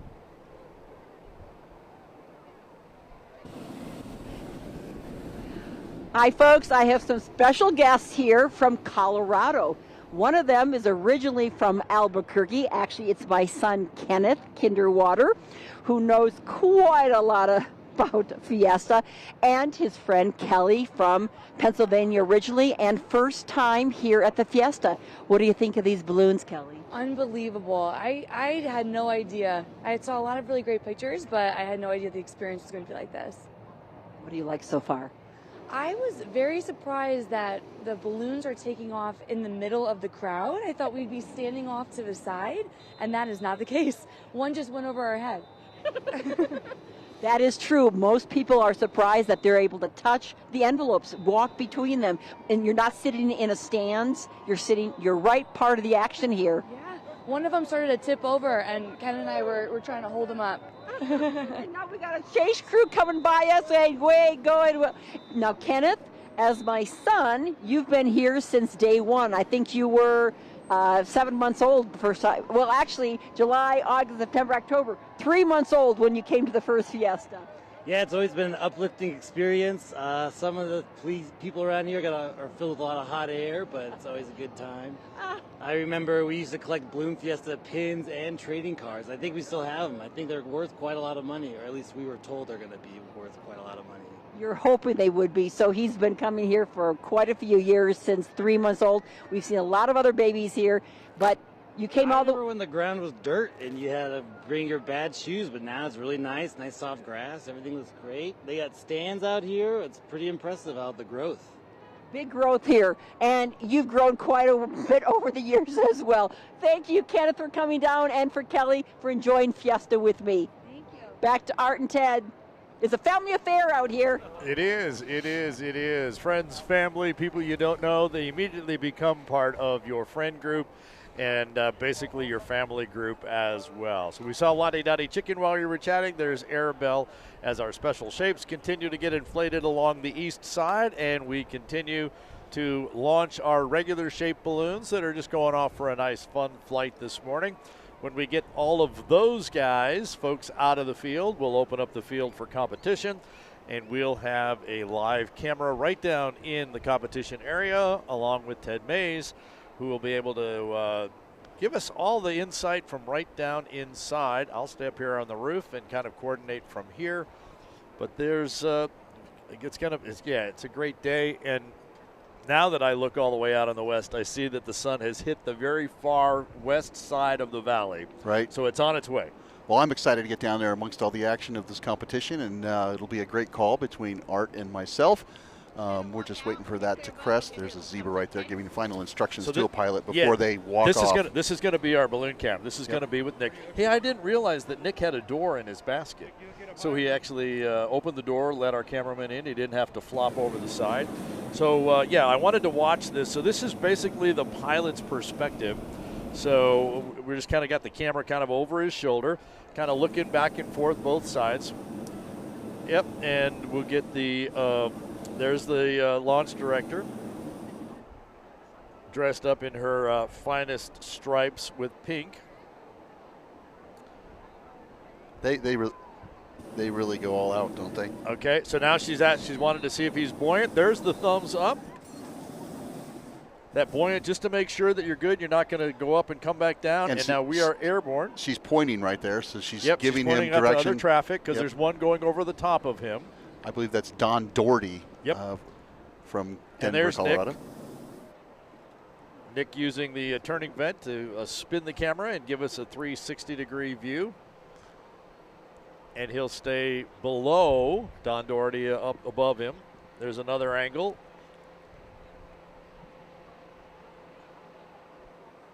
And I think that's the Ibex balloon just kind of going out of screen on the left. Actually, I believe that was Williams Wadsworth. And, was that? I think that was Ricky Bobby. I think they're pointing it looked like it, but Ricky's not out there. Yeah, strange. There's the Ibex balloon right there. There's the Ibex, yeah. So now Nick is above, looking back down. So you see the balloons in various stages along the top. You see the balloon, the special shapes inflating. A number of our clowns, Olaf and the clown. The little dog is standing up. There's the Swiss lube. There's the alien, the stork. There's Coco. I see the snowbird, the penguin. And, preventive pest control, itsy bitsy spider. This is what we talked about yesterday. When you get up there and you see these streamed out or pulled out, the shapes look really, really cool. Yeah, Smokey Bear, yeah.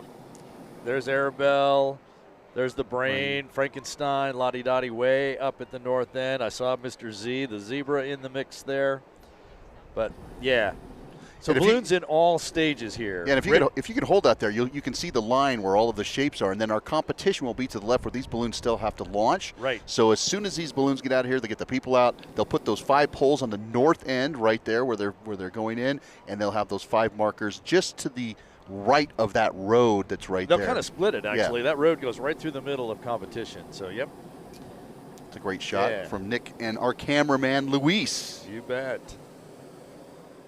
Looking right down at the Ibex balloon, D Hours.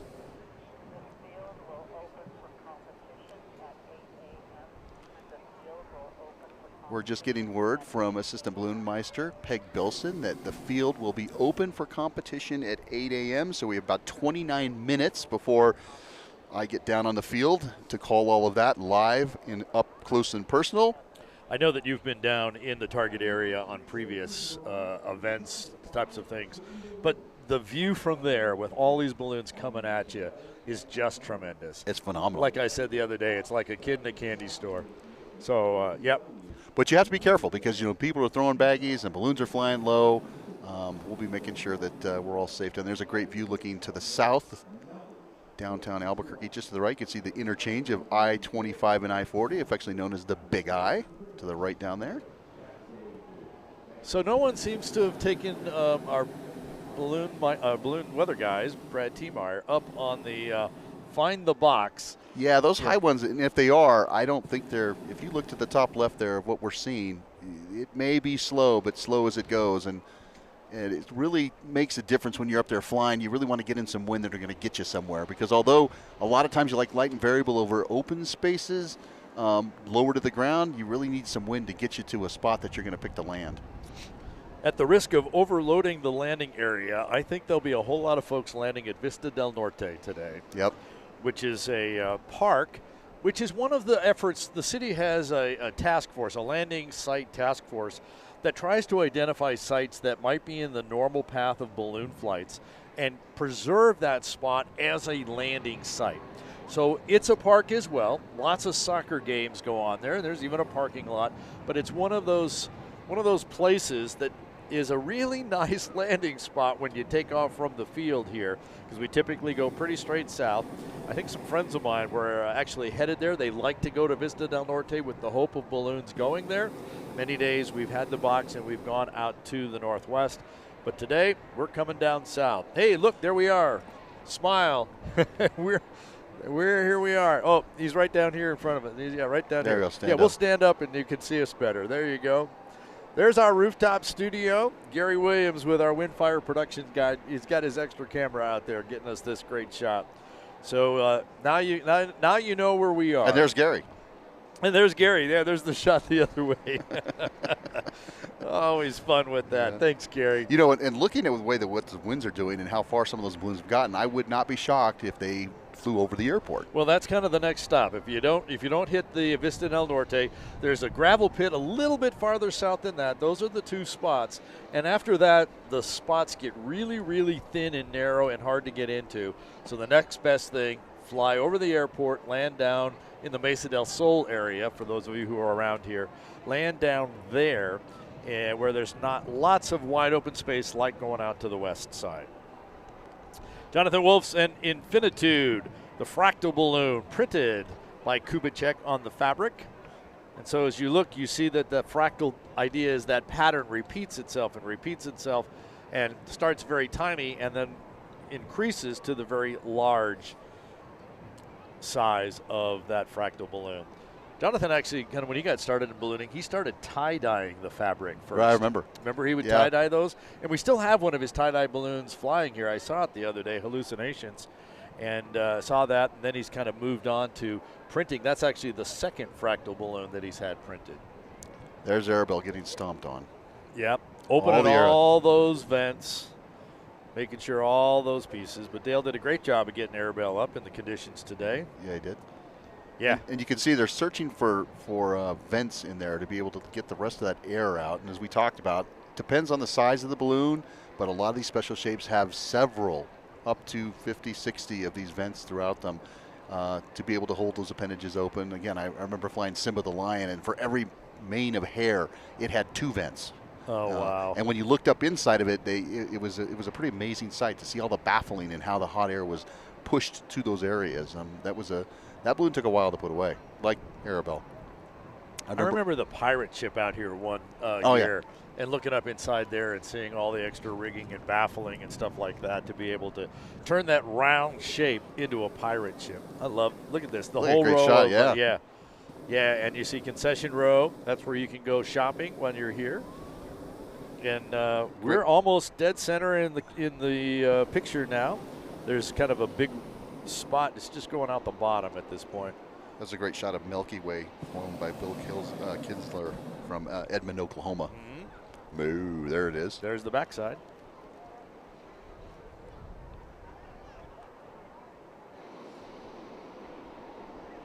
Right behind him, to the right there, is see our friend Mark Meyer from Bass, North Carolina. We talked about him in the past.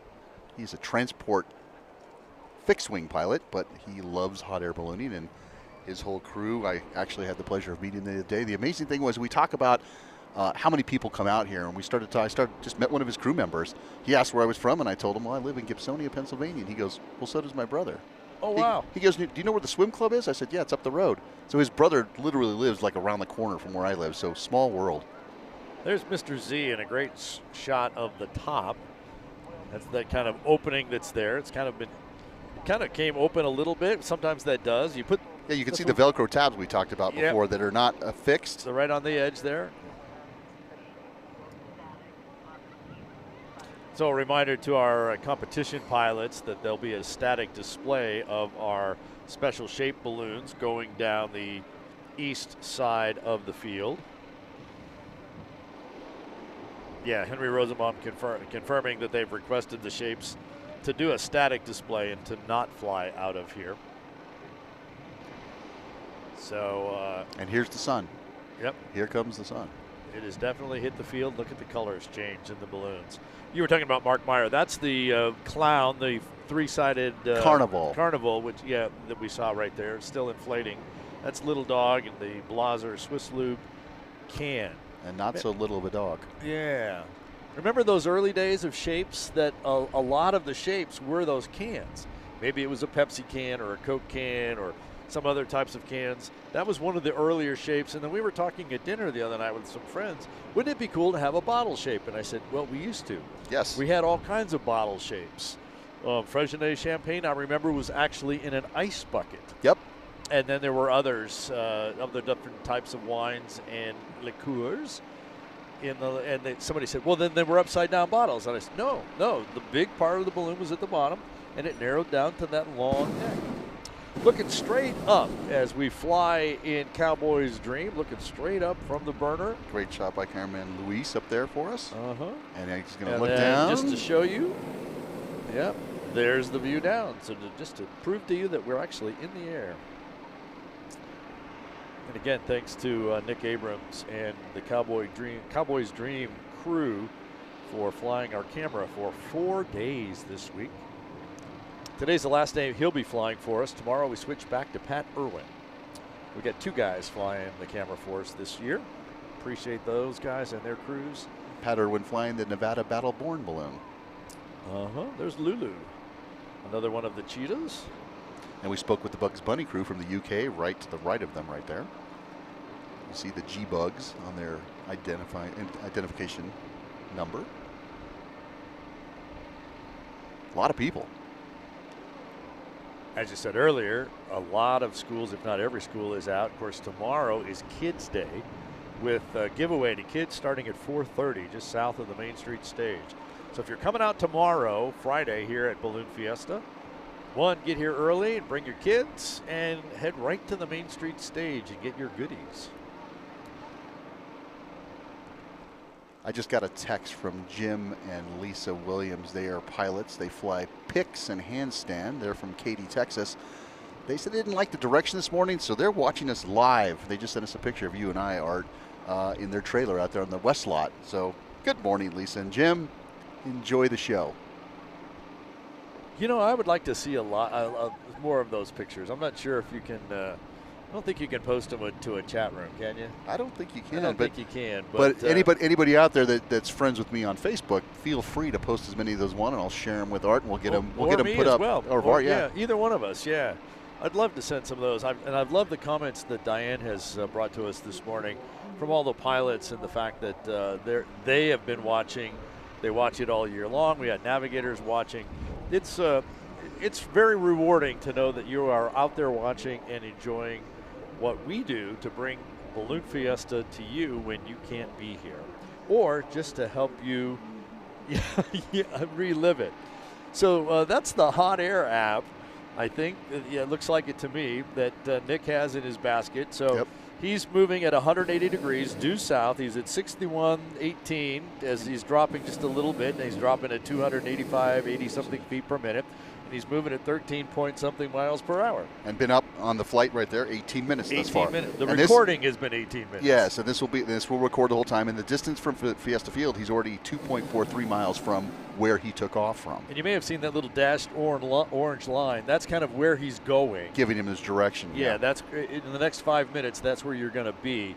If we were to look farther down, we would see the path that he's on. And here's a great view right here. We talk about PZs or prohibitive zones. Yes. This one is a yellow zone, which means you can land in this area if you need to, but you are not allowed to take off. And if it were red, fly on, my friends. You're just not supposed to be there. At some sort of altitude, minimum altitude.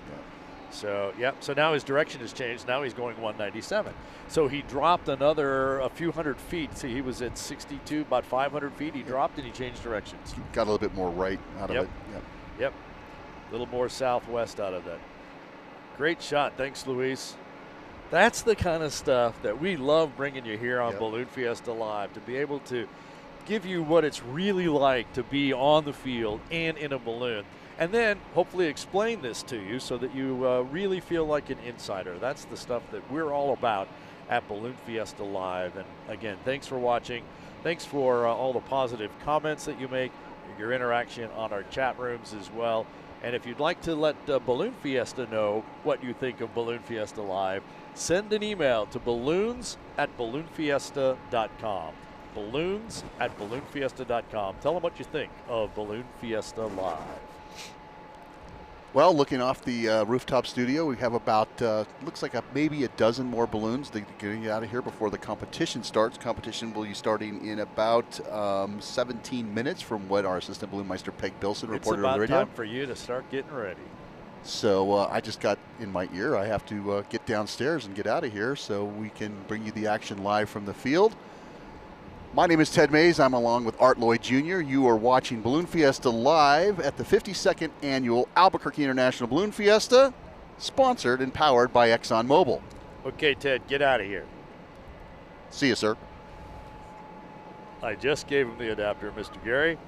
Yep, yeah. So Ted is going to take his headset. He has the adapter. He is going to go downstairs, connect with our camera person.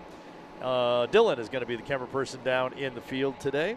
So Ted will take a few minutes to transition down and get hooked up with our remote camera, head out to the middle of the field as in fact, I already see poles standing up. Now, competition doesn't start for another 15 minutes or so, but they've already set the poles up out there. There's, let's see, should be 2 on the west side of the road, 2 on the east side of the road, and 1 will be on the center road that comes right through Balloon Fiesta Park. Those are going to be on the north end of the competition area, and then the 5 X's will be more to the south. You have a ring to throw over the pole, and hopefully you'll ring the pole, and you have a baggie to drop on the X. You can only drop 1 baggie on an X, and you only have 1 ring, so you'll have to make that pass. You don't have to do both, but you can only do each one once. We actually call the X's a hesitation waltz. The idea is you hesitate at this one, do you throw at this one, or do you go at that one? Which one do you go to? We're looking at Beagle Maximus on this screen in front of us. It's kind of almost as big as Arabelle, kind of a lot of the same shape, with the same type of head. In fact, it's just a little bit shyer. Arabelle is 220,000 cubic feet. Beagle Maximus, just 200,000 cubic feet. There's Jada the elephant. And in the lower left, Princess Nellie. Princess Nellie and Peter flew one of our photographers the other day. Got some great pictures from there. There's one of our frogs. There's Bob the lighthouse laying there. That's the white and black. And if you kind of look to the left, you see the face, the yellow face and the orange nose, and then one of our regular shaped balloons beyond that. The frog that we see there is Hyla the frog, John Viner from Nottinghamshire. And there he is standing up in the center. You see the head of Beagle Maximus still laying down, the orange and the white. Behind Hyla the frog is Lulu. You just kind of see the yellow cheetah spots. Behind that is Bud E. Beaver, who started life as Mr. Potato Head. And that is Sushi that we're looking at, kind of peering over the top. I wonder if that's Smokey, the brown with the light colors on it.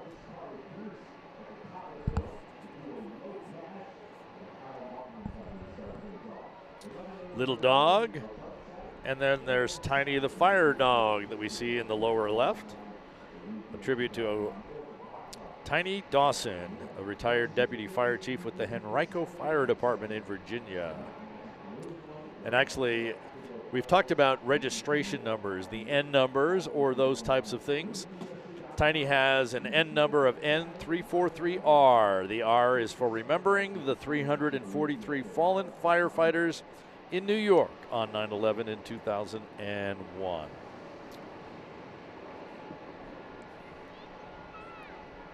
I think those are balloons that have landed out in the field. We're looking from, looks like they've landed maybe just south. No, those are competitors.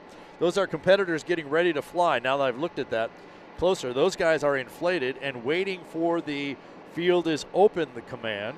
It was Steve Wilkinson and the Cosmic Crisp balloon, Colin McClung in the blue and white racer with the words freedom above it. So the racers, the competitors are all standing up out there. Well, not all of them are standing up, but they've hopefully by this point in time have chosen their launch site. There's the three I was talking about. And so they are, in fact, I can actually see them. Of course, our camera can. They're just off to the northwest. They have picked their site. They're waiting to say, okay, once it's open, they're going to pop up and attempt to fly over, drop the markers on the X after ringing the pole. There's one of our penguins with the eyelashes. Next to that was the peacock. And actually, that looks like we have a couple of competition balloons already in the sky. Now, the deal is that you have to go at least a mile away from the center of the field. Once you find a launch site out that way, you can pick your launch site. You have to stay away from those PZs. You can't launch from a purple. You can't launch from a red. You can't launch from a yellow. And, of course, you have to have some space to be able to launch as well. So you're going to go out. You're going to pick that launch site. You're going to probably put up a little pie ball and say, well, I think this is the spot because when the balloon goes up, the pie ball, it's going to go this direction. Is that the direction I want to fly in? And so we're going to find the best spot they think, fly in, and most likely just get one pass over the target. If you go very high, you can get a little bit of back to the north, but it is extremely slow. Probably not worth trying to fly the box today. So line it up, get ready for your one-time shot. We have Humpty Dumpty inflating down here at the south end of the field, but then there's off the wall that we're seeing right now. That's the upside down Humpty Dumpty. Jeff Halkazar flies off the wall for us, while Rich Lawhorn flies the real Humpty Dumpty. And there goes the Moo crew. Now that they've put Arabelle down, our regular shape Creamland sponsored, Creamland Dairy sponsored, regular shape balloon that they call Moo Crew. Vampirilla looking over the top of Mr. Z, the zebra. Another shot of Hyla, Lulu behind, Beagle Maximus still napping. But what a packed line of special shapes we have down the south end of the field. There's Buddy Beaver next to Intelligent Design, that we like to call the brain. Over there on the far right-hand side, Darth Vader. I see Bandit. That's the gray one. You see a little bit of white and black there. Diane Carlson has her raccoon.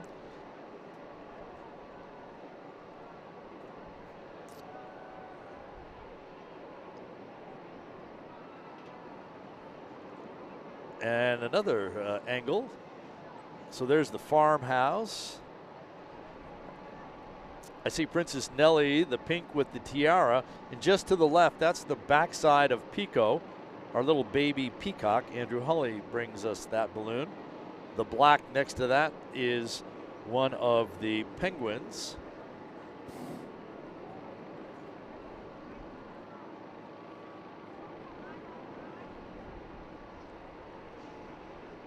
So that would be a Splash, I think, because I think when we saw the shot from the other side, there were the eyelashes on it.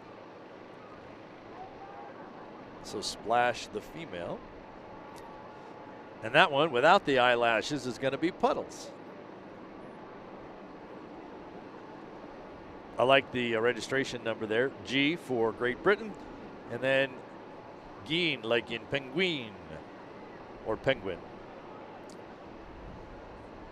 Again, Princess Nellie, and then there's the feet part. So it looks like our balloon camera is coming in for a landing. Again, Nick Abrams. Yeah, nice kind of wide spot there.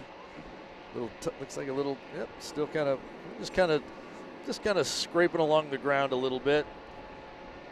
And we are down. Yep.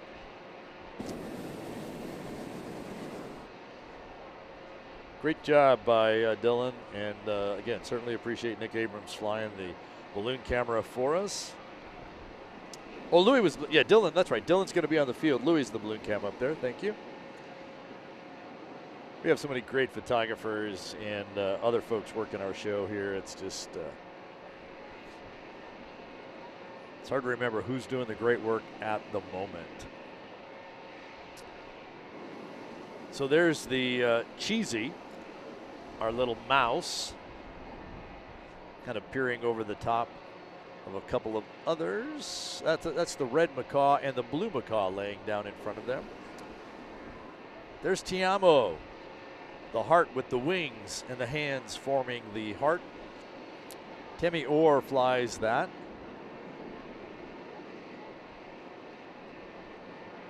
Bob the Lighthouse, still getting inflated. There's the competitors we were watching. So Cosmic Crisp, Steve Wilkinson, now in the air. And that looks like Skip Howes, the other one that has gone airborne. We got two racers there. Colin McClung, the one that it says Freedom. You can kind of see the dumb part of that. Been inflated, ready to go. There's another racer that has joined them out there as well. There's the farmhouse and the pumpkin. The backside of Lulu. Is that part of the, might be part of the red macaw I see there. The brain in the background.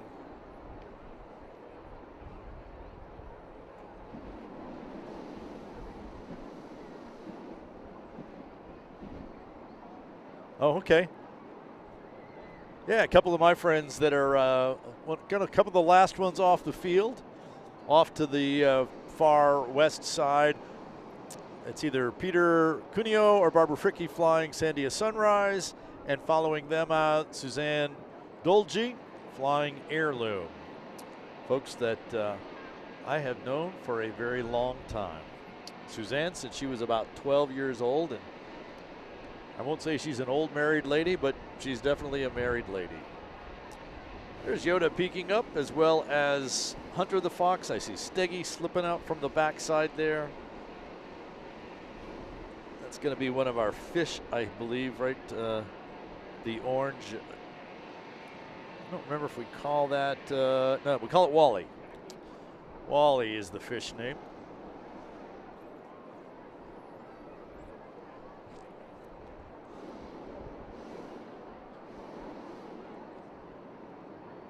So our special shape rodeo going on this morning. Our special shapes have been asked to do just a static display. There's Suzanne I was talking about a few moments ago, her balloon Heirloom. Suzanne came out with her dad. Her dad crewed for me, and she came out, she was like 12 years old. And now she has the balloon, and she flies it. Back to statics on the field.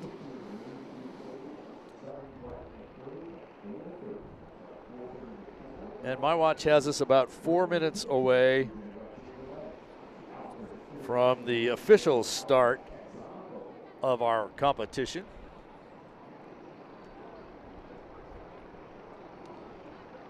Nice shot of Buddy Beaver and the brain next to him. Reports are that there's a number of balloons that have made it over to the west side. Not sure if they started here and ended up over there. We always have some pilots who prefer the flying conditions on the west side on certain days, especially if you're trying to get a lot of crew people up. You want to do some hops. You have some more open spaces, and the sky out to the northwest is starting to populate with competitors.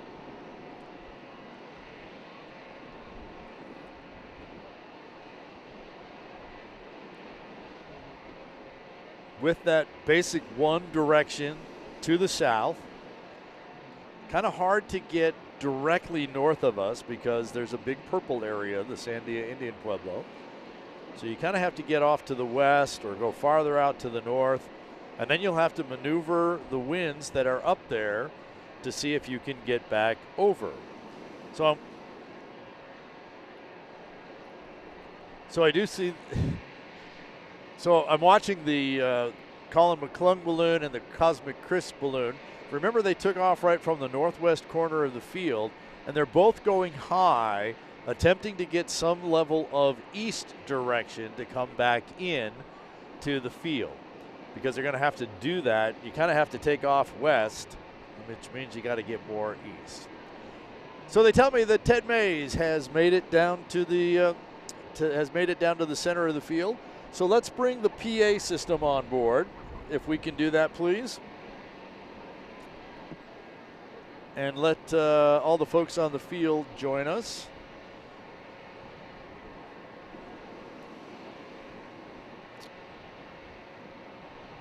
Got a couple more regular shaped balloons to go from here.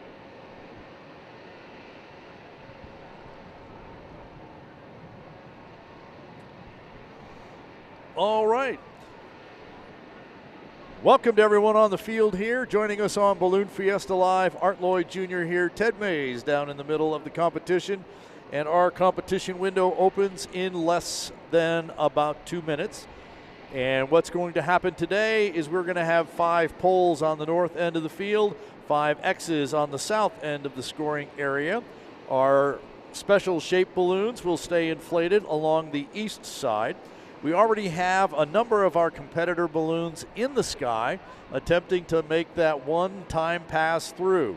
It's one time because there is no box winds this morning to bring them back. But Ted Maes, my partner here on Balloon Fiesta Live, you're down there in the middle of it. What does it look like?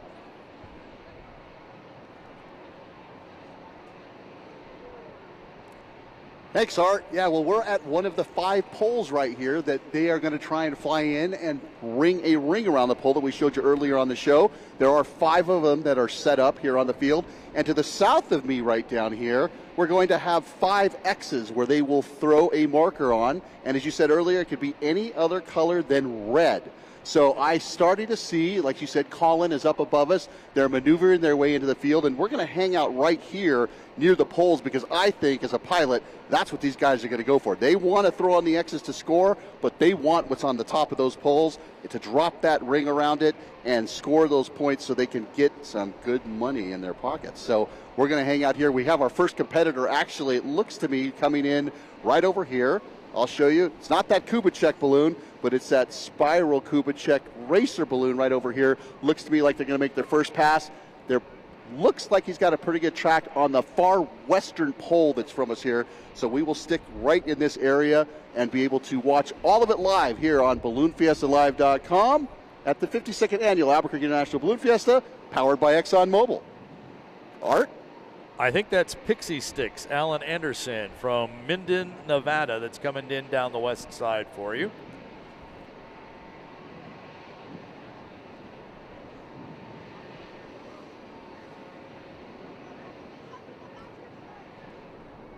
From here, it looks like he might be too far west. He looks like he's got a very, very good chance. Yeah, a little bit, well, a little east it looks like.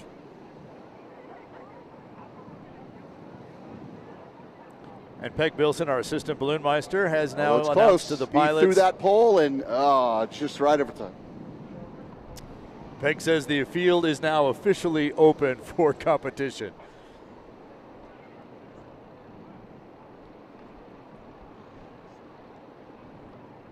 That was a little premature of a throw, but that was banner 22, Art, 022. Made the first pass over our competition day here. Thank you. That is Pixie Sticks and Alan Anderson. And there's one of his. And made one of his throws at the X's.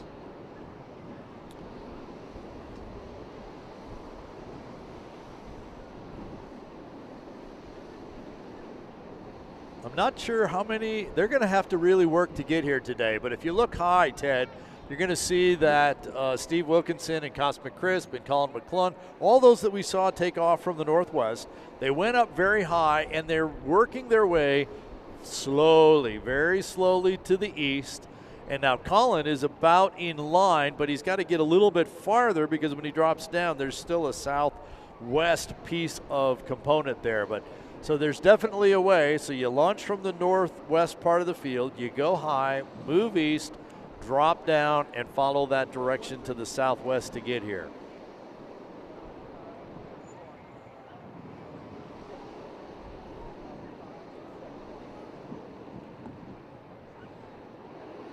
Yes, Art, we're seeing lots of balloons now starting to launch just northwest of the field, making their way over this way. You'll see them pop up real high, as you just mentioned. And yes, we see Cosmic Crisp right now making a nice descent down into the field right towards us. So we're going to keep an eye on what's going on here. But here comes the action from right in the middle of the field. I think he didn't go far enough east. That's my prediction from my view on the rooftop studio. I think he needed to stay a little bit higher, just a little bit longer before he made that drop in. But the other thing that happens is they're still coming to the south a little bit as well. So at some point you have to decide, I can't come any farther south. I've got to drop in and see what happens. So we'll continue to watch Cosmic Crisp. We do have a banner drop, or a marker dropping from somebody up there. Well, and I see one coming down from the yellow racer all the way high. That was actually from Cosmic.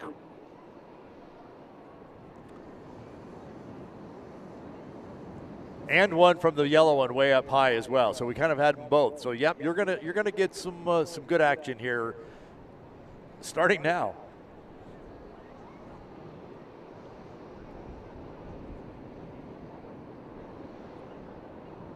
And we talked about this, those terminal descents and those racers balloons, how quick they can go up and go down, and we've seen a couple of them thus far already happening, Art, down here on the field. That actual that first marker you saw thrown was from Cosmic Crisp as they flew over me, and I'm at the furthest middle pole out here on the field, and he allowed that wind to drag it down in, and he had a pretty good throw actually from as high as he was, and there's another one right there that we noticed from the balloon that just flew over. Yeah, today is one of those days they're going to have to really work that momentum. I believe you're correct, though. They're going to have to.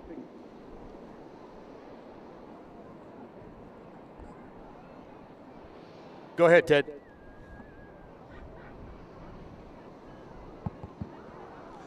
I think they're going to really have to work to the east, as you were saying, a little bit more, because the way that the winds at the lower levels seem to be pushing back west, maybe 400 feet off the ground. So they need to get far east and then swing back in here like a pendulum, so they'll be able to get close to some of these poles. But those fast terminal descents are going to be a little bit difficult with that speed that they're getting. So they're going to have to get far enough east to come in slower at a descent, so they can cruise over the field at a westerly pace. Well, I mentioned that Freedom, the racer with Colin McClung, he was way up. He was off to the east, and I was thinking he had the better line. But when he came down, he continues off to the southeast. He was actually east of the field, and he's actually south of the rooftop studio now.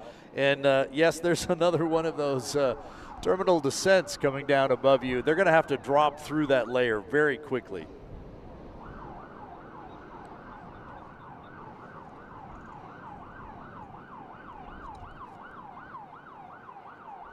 Yes, for some of those descents, it's not for the faint of heart as they come down through there. The balloon kind of oohs and ahs its way through those layers of wind. As a pilot, you're seeing it on your instruments, but you're not seeing what the balloon is actually doing. So some people look at that and kind of get a sick feeling to their stomach, but that pilot is in full control of that aircraft as they're coming through and making their way here to the center of the scoring area. But I believe in this case, they started that descent a little too late. It needs to be a little bit further to the north when they start to make that descent. And there is a blue balloon. I can't get the number. You can probably see it from the studio. It has blue with like a yellow diamond. They look like they have one of the best tracks thus far coming through that layer that we talked about. Coming in on the north end of you, the checkerboard silver multicolor racer, Kubitschek racer is the name of it. That's Chris Cliver coming in at you.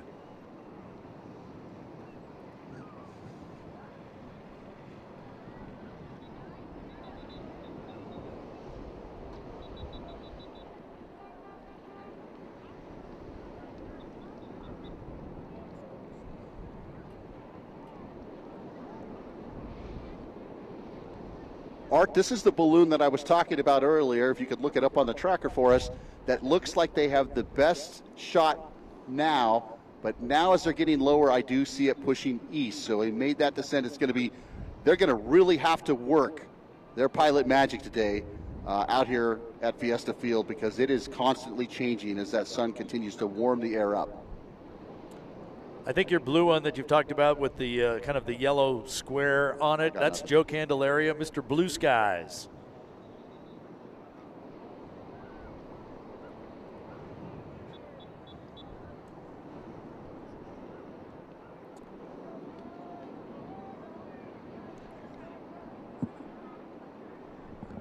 We're watching Joe on the screen.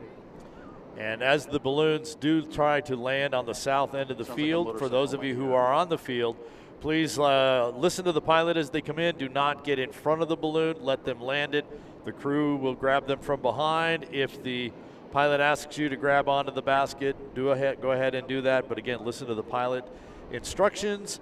Do not get in front of the balloons as they come in for a landing.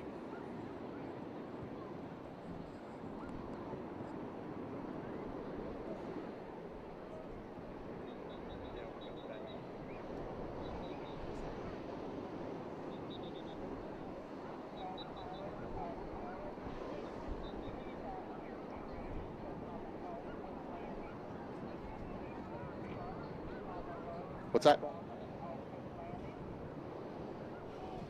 Zozobra, our special shape, is actually standing up over on the east side of the field as part of our special shapes rodeo this morning. About 126 shapes standing up for us, and Zozobra towering over the top of all of them. And your blue racer, Joe Candelaria, going to be off to the east side there, Ted.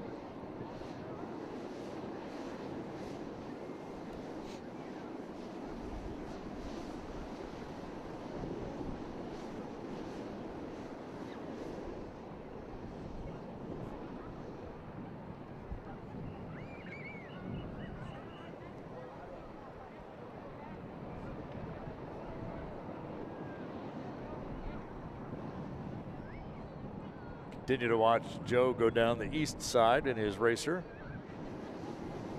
He's going to kind of, looks like he might be trying to drop in just in the open lot right in the southeast corner of the field.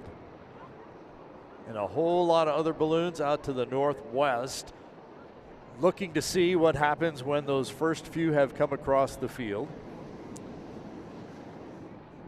The trick is to go, get up high, get over some level of east. And how far east? That's a great question. And it's up for each pilot to decide which one they think. If you go too far, when you come down, you continue going east. And there seems to be this split as you come over the field, where if you're on the east side of the main road, you end up going east. If you're over on the west side, it goes to the west, although I'm watching the anemometer right here on the rooftop studio, and right now it's kind of like straight south is what you're going to get when you get down to the field level. There's that picture of all the competitors that are out there working their way here. Yep, I hear you. Oh, I lost you again.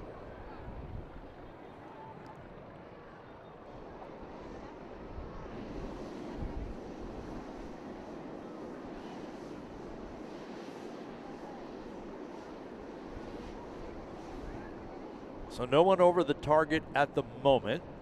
Our 100 and so special shapes standing up along the east side, but here's these packs of racers.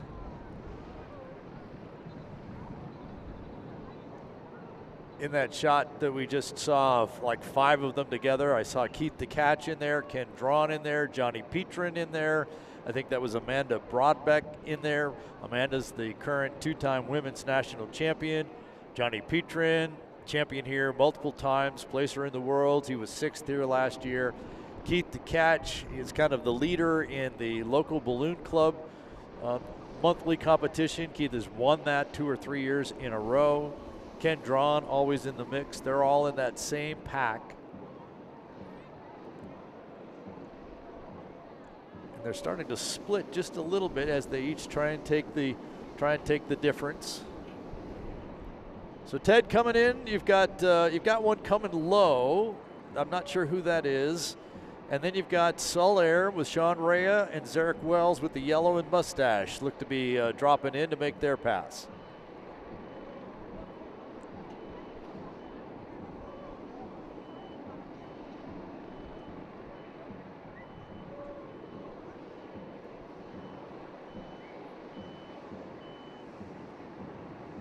So coming in from the north, the checkerboard racer that's a little lower, carrying the Sol Air banner, following behind the yellow balloon with the black mustache.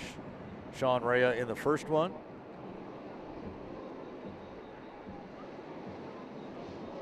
And Zarek Wells in the yellow one. Sean's going to come right down the road with Sol Air. We'll see if he gets pushed east or west.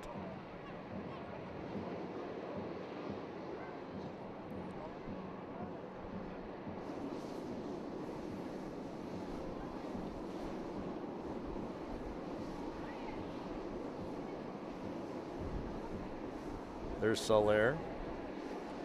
Got him on the screen. Basket now down to about the height of the top of those poles. And that's always the best. If you can bring your basket in, your balloon in your basket, and you can fly over and don't throw the ring, but drop the ring, that's how you get it over the top of the pole. You can always throw it. There's Zarek dropping in right behind him. The poles will get you money. Your markers on the X get you points towards the overall competition, which gets you even bigger money.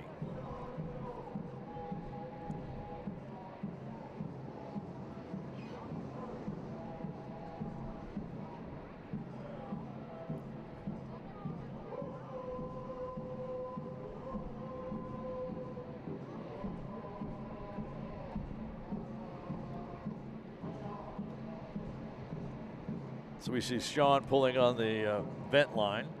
He is now to the, he's outside the scoring area, but inside the competition area, if that makes sense. We have an area that is scoring, and then we have kind of a competition in the rest of the field. And both Zarek and Sean dropping in. So Cameron Wall's coming in right behind you, Ted. I kind of think we might be there, as well as Joe Hartzell in the blue with the black and white and stars. So Cameron Wall's right over you. Joe's going to be over on the east side. Or, yeah, Joe Hartzell.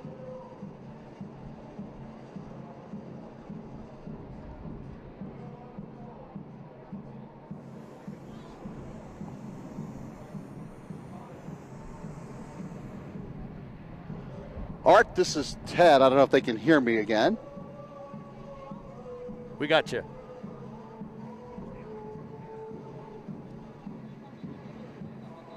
I hear nothing. Okay, I hear nothing but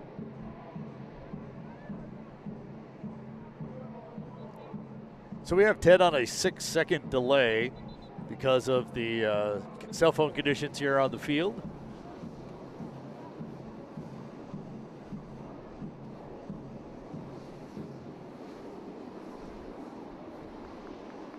But that balloon right in the center of the field actually is getting down to the south. I wasn't watching the monitor to see if he dropped. That's Cameron Wall.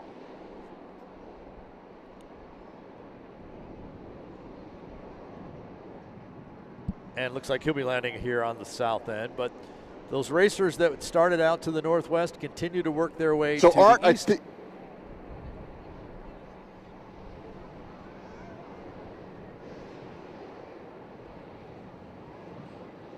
Art, I think we're back up out here on the field with a bit of technical difficulty due to all that cell phone usage, but Zarek Wells did score very well on that X on his pass, and Cameron Wall in his balloon, they tried to ring a pole over here, and they were just going way too quickly, but they made their attempt, and we have a few more coming in. I think what you had mentioned before, when they come in and go to the east, they're not seeing that west on the ground any longer. So maybe these guys, maybe JJ up there in front of us, he may have an opportunity, and a couple others that are more to the west as they make their approach to Fiesta Field. The yellow racer with the green stair steps, that's Johnny Petrin. The blue one, I believe, is Keith DeCatch. Both racers, from our vantage point, are going to be on the east side of the field, Ted.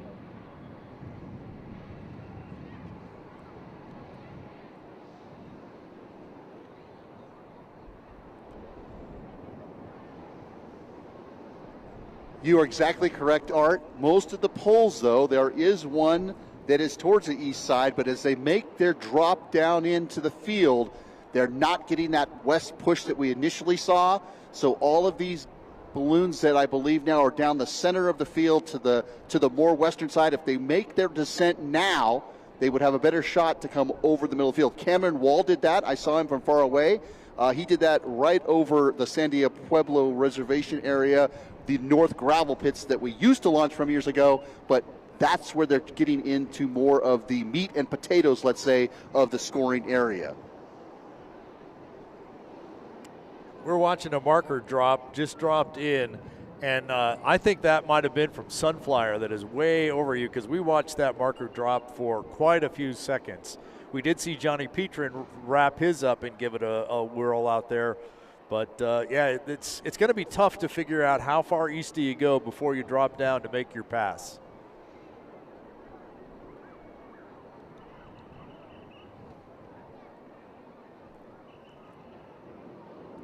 Art, you're exactly correct. Those did come from the Sunflyer balloon up above, Sunflyer balloon, I'm sorry.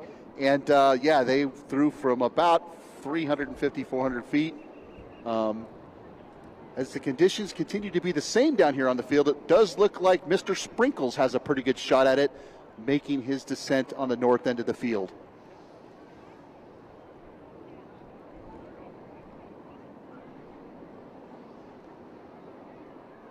We're looking at J.J. Mancini and Mr. Sprinkles on the screen. He looks like he got the west, though.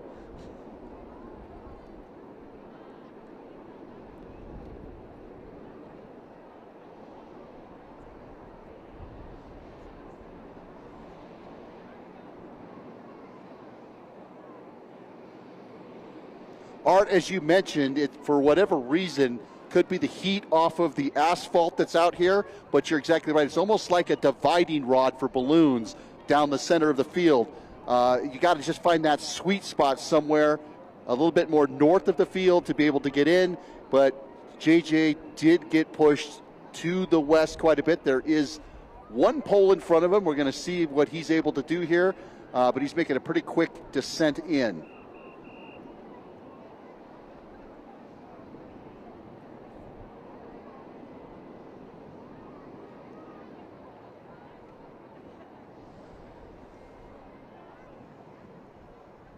And he threw just a little bit too late, as the wind, as you said in the past, just carried the ring to the south of that pole.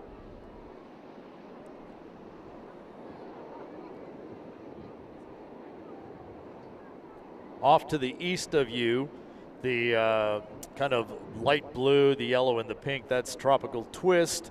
Eric Kine, or Eric from Mississippi, but he is going right down the special shapes row. And look at JJ, he was going to the west, now all of a sudden he's switched back to the east.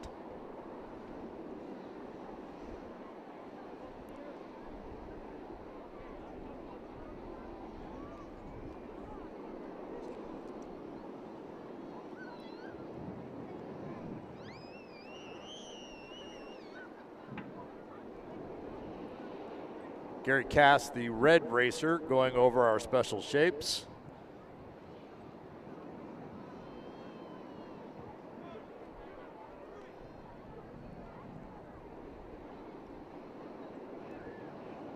Art, we do have one coming at you right now, and it looks like they have they had a pretty good line on this most northern pole towards the right-hand side, almost directly in front of you off of the rooftop deck. But as you said, when they went down, they started to go a little bit east. This is going to be a lot of good piloting that has to happen for them to get close to these poles today. I'm thinking that's Clayton Crouch in Checkered Pass, the one you're talking about that just caught the east as they was coming down in.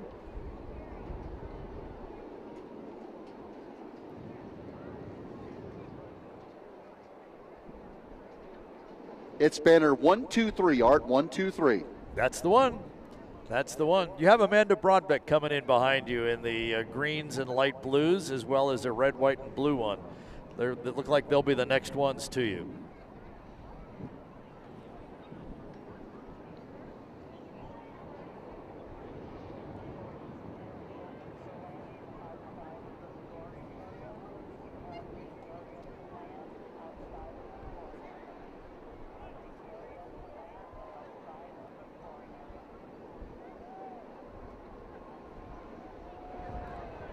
Making their approach in Stars and Stripes is Rusty Miller from Atmore, Alabama. And Rusty looks like he's going to kick a field goal, just like the University of Alabama would, but he's shooting for the far right pole. He's got his ring in hand and threw it and into the grass. And you're right, Art, we do have Amanda, the world champion. She's coming right towards the pole. She's right on with the pole and just flew to the east of it, throwing towards us and just missing the pole. Yeah, great shot of the ring on the road, not on the pole.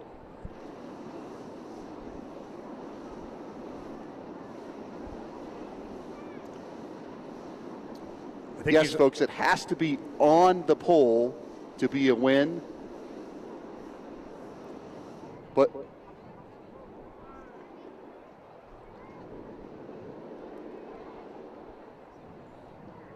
Art, with these conditions out here, these pilots are doing the best job they possibly can. Amanda had an awesome throw at a marker as well. And just to clarify, no red markers, correct? Every color but red, if I'm not mistaken. That's what we got from Henry Rosenbaum. And so usually what they'll do, if they throw the wrong color marker, they'll score it, but then give them some sort of a penalty for the wrong color. Not sure, since they're only throwing one marker, not sure that the color matters today, but the rules that were given to us said no red ones. Dos Equis high overhead of you, Mr. Ted.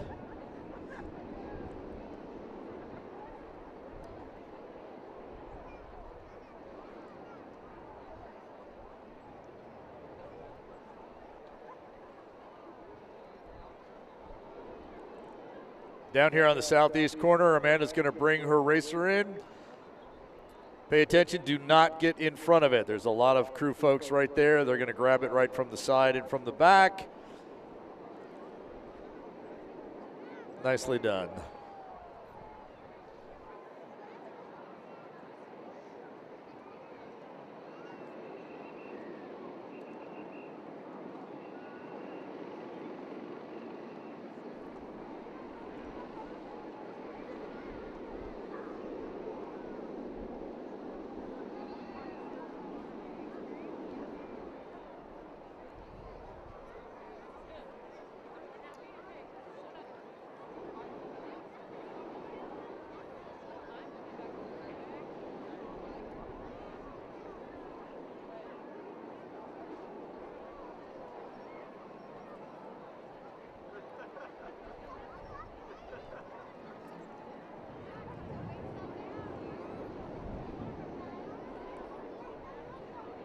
So I'm trying to check and see who this is coming in over the field, who has managed to also catch that east as they come down on the east side of the road.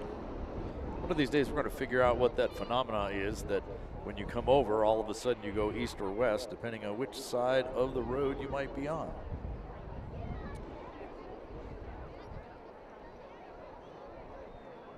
By the time I find them in my spotter,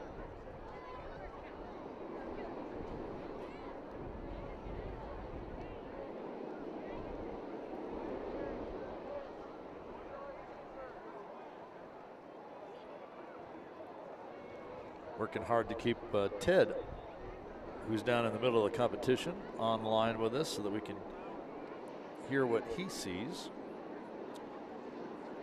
On the screen, that white racer is going to be Sherry White. And the Touchstone racer. She actually has a nice line coming in. She's a little bit east of the road, so we'll see what happens when she comes down.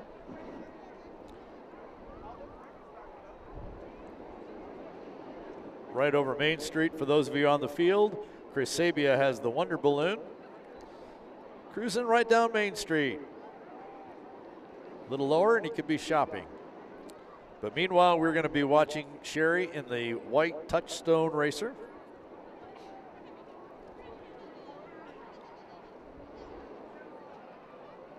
Sherry is always near the top of competitions, especially the women's competitions. Also a longtime gas pilot, usually flies with Mark Sullivan on gas races. And I see she has a marker in hand.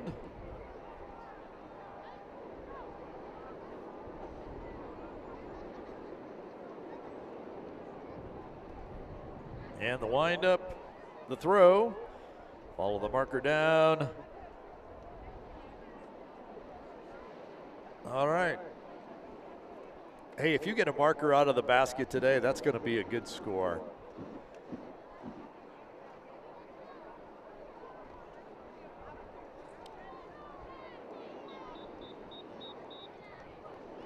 And a number more racers just kind of working their way towards us.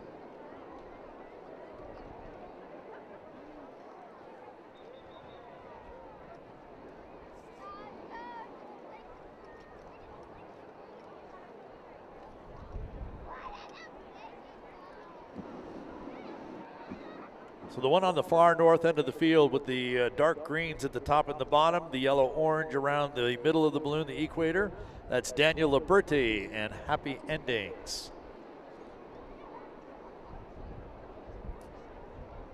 As we continue to see Sherry fly off to the southeast. There's Daniel.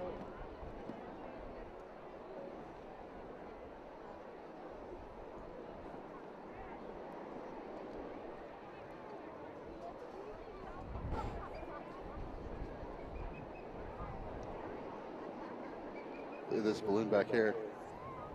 They're just going to go. They're going to go for the score so they get something. The wind up from Daniel, as I'm starting to hear Ted again.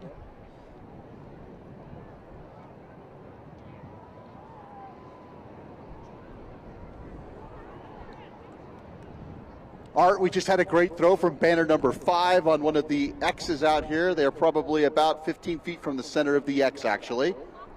So good to be back. Sorry for the technical difficulties, but we're doing the best that we can with the circumstances that we have.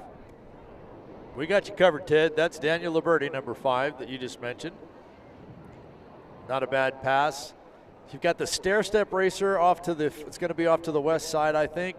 So I'm going to pick out who the next one is coming down dead center, because that's the ones that seem to, even if they get a little west or a little east, they still seem to be able to get a throw.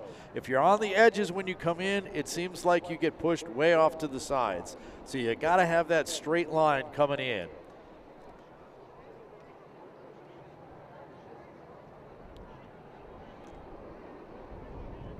Art, that stair step coming in on the west side looks to be banner 209.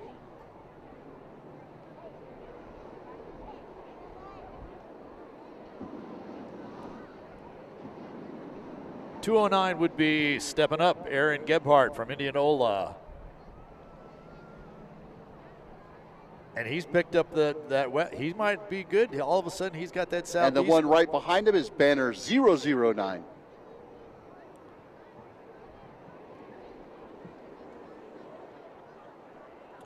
.009 is Chris Liberti and pole dancer. So the Liberti boys following each other in.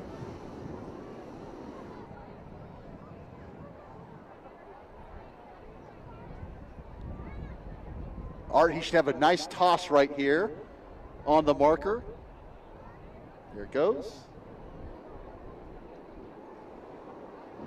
And just off the X.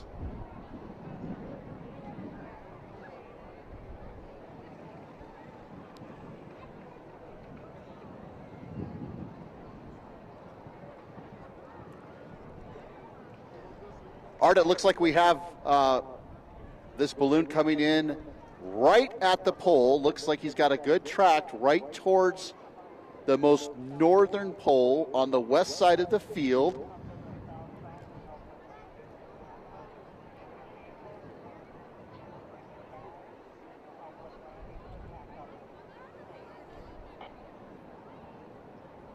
And that is banner number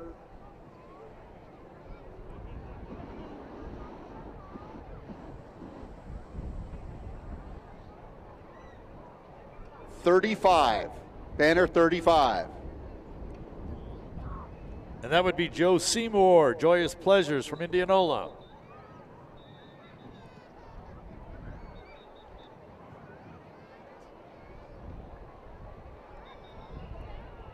a nice toss to the western southerly X. Nice toss, Joe.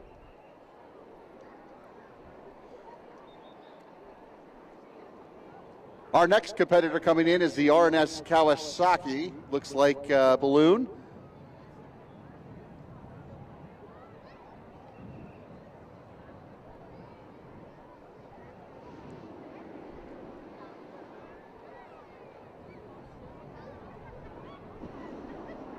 Gave it a little too much heat there on the descent.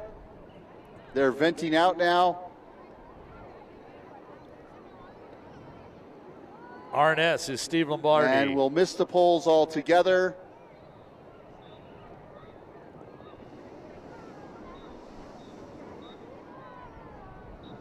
Steve is going to play it safe and go for one of the X's down on the south end of the field.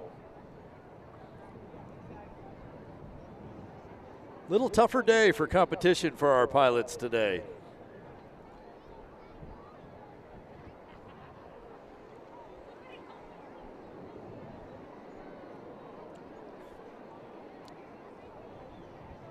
Nice drop by Steve Lombardi right near the center of the X.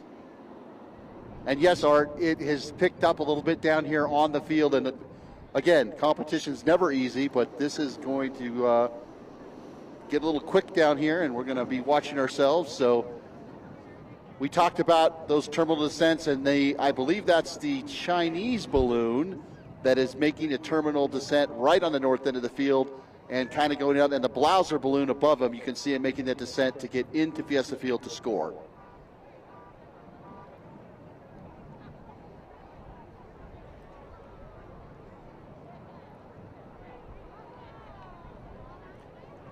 And you have Mark Sullivan in Code Red, the red spiral racer, going to be off to the east side.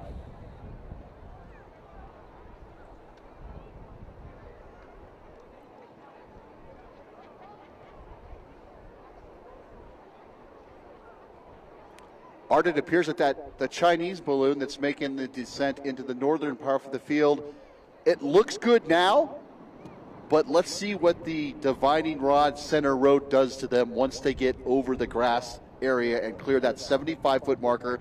As we've discussed in the past, they must be above the 75-foot pylon before they make their descent to the ground over the scoring area. So that's one of the rules and the rules and regulations for competition.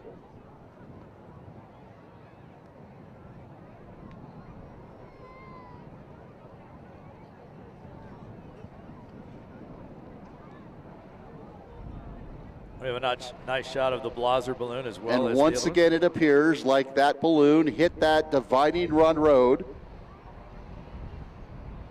Yes?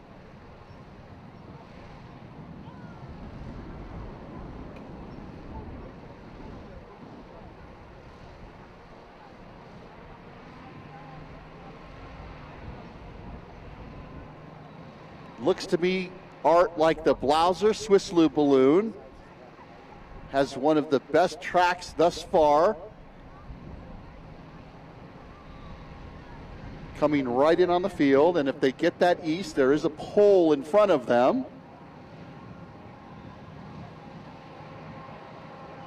He's got his ring out. This may be the closest one we're going to get. He throws his ring, and it just falls short. And he's going to have to burn, so he does not make ground contact. But he's coming right up on an X.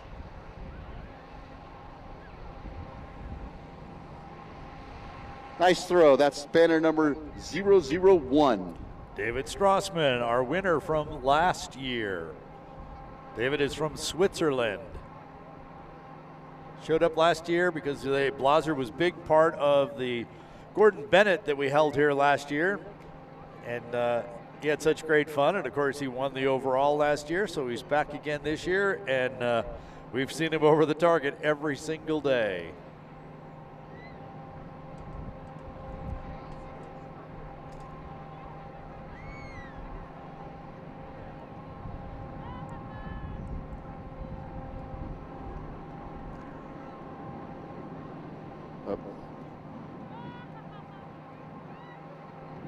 David's going to gently Art, set down we right have inside. about, it probably looks to be like about 5 or 6 minutes before.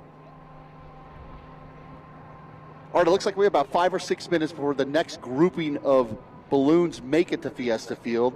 The winds have picked up a little bit here, and they're a little bit rolling gusts in and out. But we'll wait for these competitors to come in, and I'll let you take that on from there. We'll keep an eye on studio. You bet. We'll keep an eye on the competitors coming back in as we get a few more closer to you. We will throw it back down to you here on Balloon Fiesta Live with Ted Maes, and I'm Art Lloyd Jr. Hey, for those of you who are watching and now listening on the field as well, we've got a great little deal for you when you do your online shopping. If you were to go to balloonfiestastuff.com, if you're on the field, you can shop at the North and South merchandise tents. But if you go online and do your shopping, you can go to balloonfiestastuff.com. And while you're there, throw all that great stuff, all that great merchandise into your shopping cart. And if you throw any clothes, hats, socks, jackets, those types of things, you can, online only, use the discount code of Fiesta24.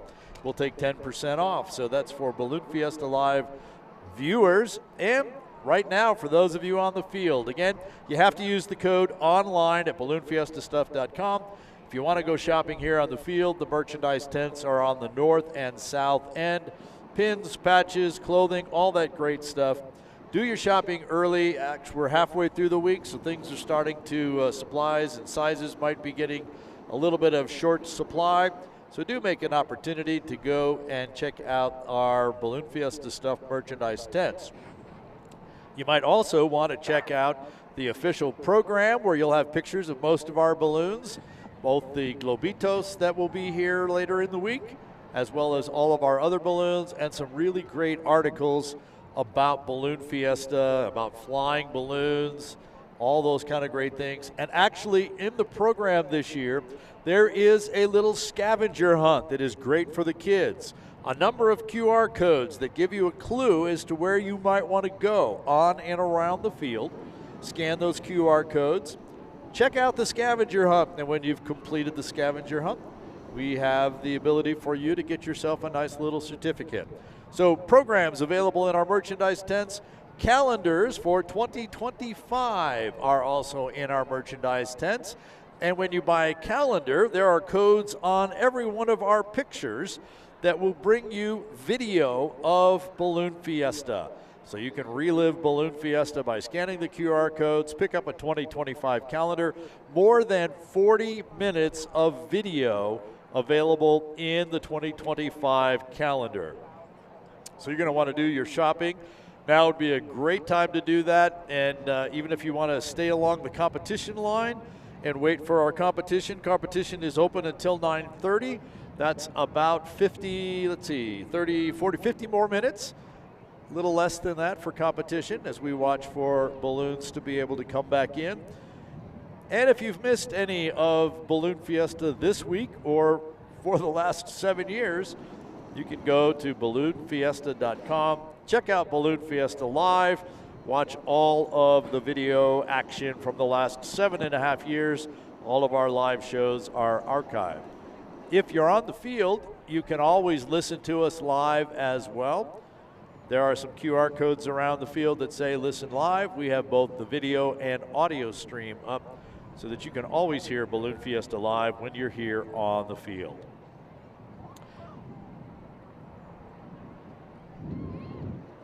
Again, we are about halfway through our competition time period for this Thursday. Got a couple of our special shapes still standing up. Beth Wright-Smith has Smokey Bear up. Luke Sesnick has the POW balloon. Bill Baker has Sir Mix-a-Lot on the side. And I think that's Buddy Beaver that might be laying on his side out there as well. As we start to see a few more balloons come in a little bit closer. So Ted, you still with me down there?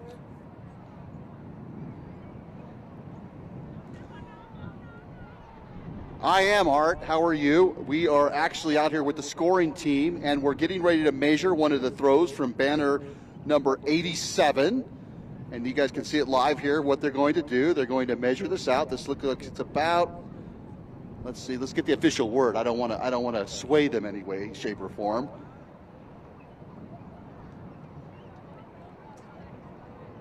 Looks to me like 84 and 4¾ of an inch, but we'll let the professionals do that here.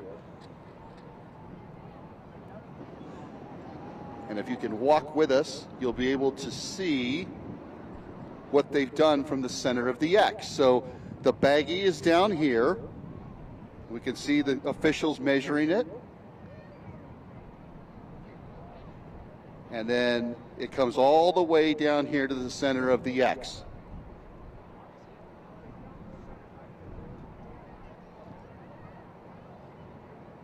So they try to make as straight a line possible. If you come to the center of the X, the tape measure actually has a spike in the middle of, well, there's a spike and the tape measure attaches to it in the center of the X, and then they will measure it straight out directly from the middle of the X as we wait for these competitors to come in.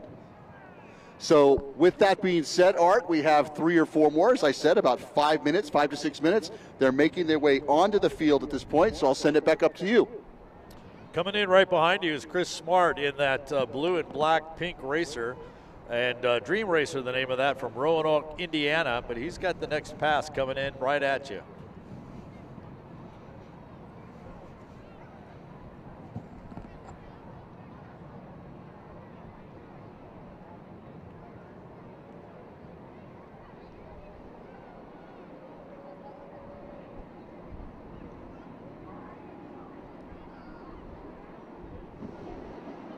I don't know at this X, but it could be one a little further down on us.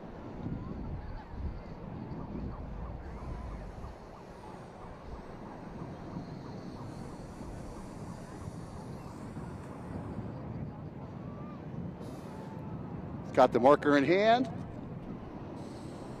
Winding it up. And making a toss. Nice throw. Next up behind, that's Elisa Talbert in the SO balloon. The vertical pattern with pinks and greens and blacks and yellows.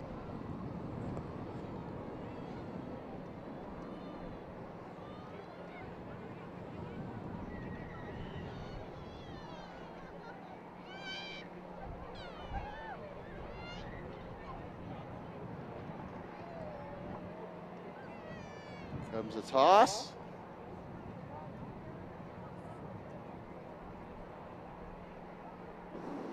And another toss to that same X we were just at, so the scoring team will measure that as well, and it looks pretty much about the same length. The other one was 84 and 4/8 inches.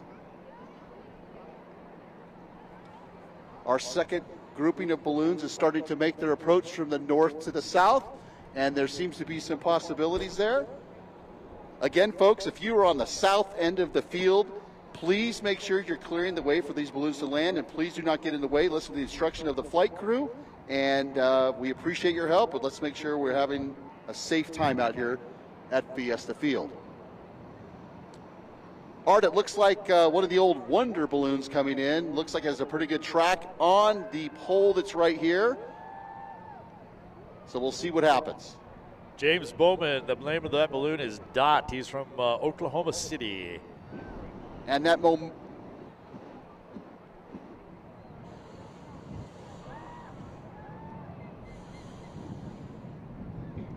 And they made a toss as well. That momentum you were speaking about earlier and through competition this week, with the balloon moving at a speed and the wind blowing at the same speed, you have that inertia that's coming that way, and they're just not making the throws early enough. They're waiting a little too late, and they are flying far beyond the poles as they come in. But we do have that one balloon, and I remembered its name, Tiene, from Spain, that looks like it's got a good lineup on one of the poles here on the most northern pole. So not having anything, they may have something right now.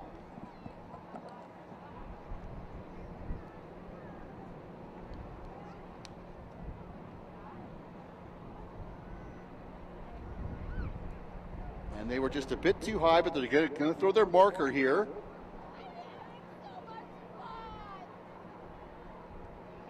Are they going to hold off? Or are they going to wait till the next set of X's as they fly over the top of us?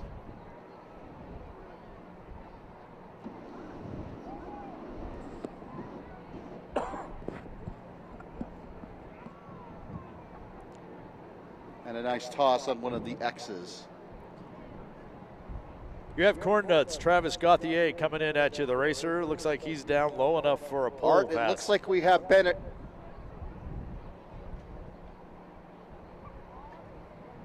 Yep, and it looks like he's going to throw it. He hit the pole, but it did not ring on the pole.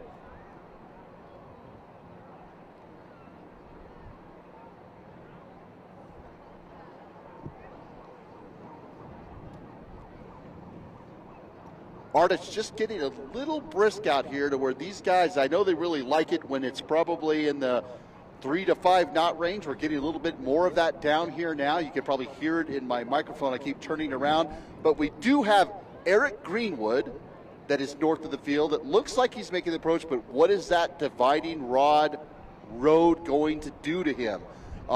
And to clarify, all of those markers on Eric's new balloon are all where his house is located in Albuquerque. I was lectured on that yesterday when I saw him out on the field after the flights yesterday. So Eric is making his approach, and again, he came through that layer, and he just started to head west. He was on the east side, and now it looks like it's going to push him west off the competition area, but we'll continue to watch.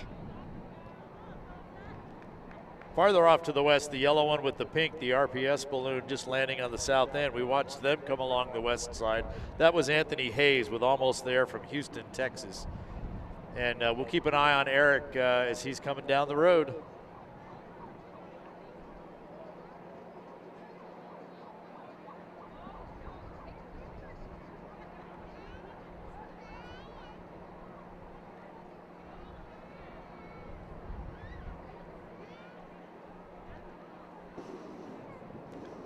Eric looks like he has a good little track, but again, the wind speeds are a little bit briskier than normal.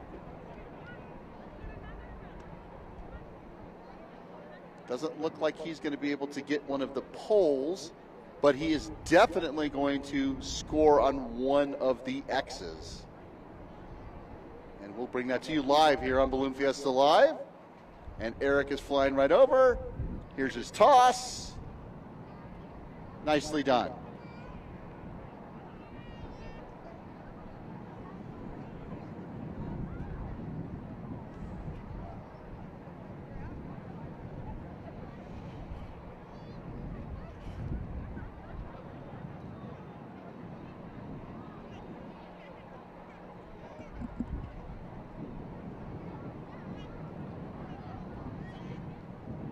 Ted, the racer on the west side of the field, kind of the orange and the blue spiral stair step, Bruce Wood from Carbondale, Colorado. Honor, the name of the balloon.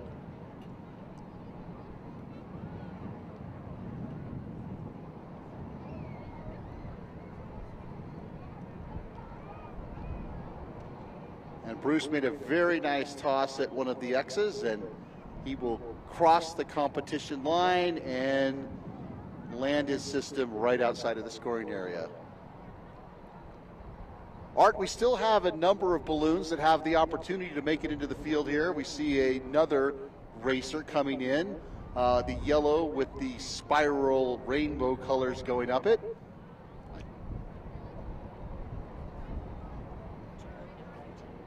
Joe Naputi from Boise, Idaho, making a pass on the western side of the field.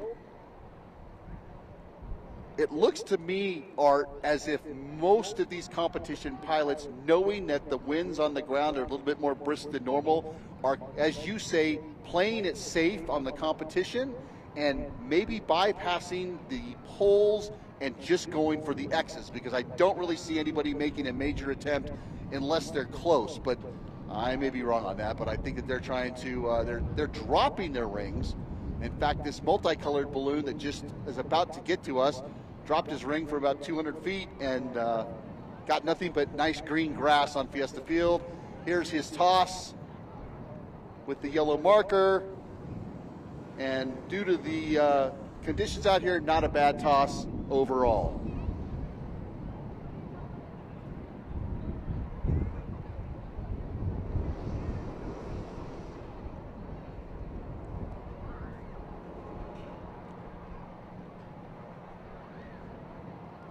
Yeah, remember the poles is basically a one-time prize. You get it or you don't. Anywhere you throw your marker is going to get measured to the X, and that's going to count not only in today's competition, but for the overall competition as well. So it is kind of if you're in the scoring at all, you want to get that X out. Be great to get the pole, but if you don't get it, you still got to work for that X if you want to be in the overall.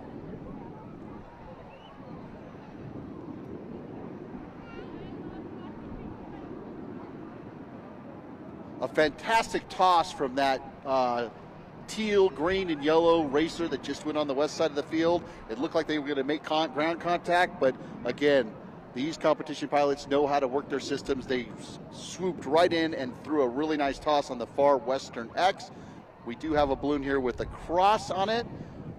They're trying to get over there. They're using their hands like a rowboat to try and get over to that, but that's not going to work today, guys. They threw their ring, and it's actually closer to the street out there, but they are looking at the X's at the far south end. We just had Upsy Daisies that just threw their marker out as they make the approach to the south end of Fiesta Field. And again, conditions continue to be a little bit faster than normal for what they would like, but they are all game and all in and having lots of fun out here on Competition Thursday, the Special Shapes Rodeo at the 52nd Annual Albuquerque International Balloon Fiesta, powered by ExxonMobil. Upsy Daisy that you mentioned, that's the big yellow at the bottom with the blue in the top. Mike King flies that.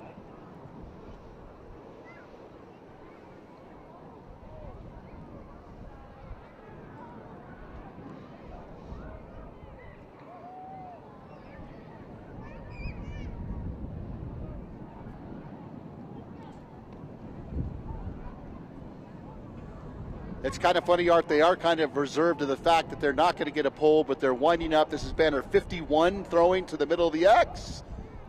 And a very nice throw, probably within 30 or 40 feet. No, I would say 30 feet at the center of that X. Good question is the name of that balloon, Zach Burgess. We're talking about the black racer with the blue and white stair steps up. You know, if nobody gets the pole today, what we typically do, take all the money from today and put it on tomorrow's poles.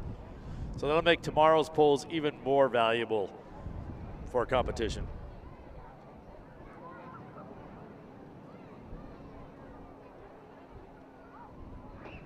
So you're telling me the final day of competition, Art, will be double the chances if nobody gets one today. Double the money.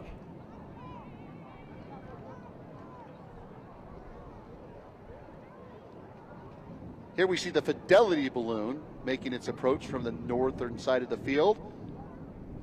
It looks like they have a decent track on this pole to my right.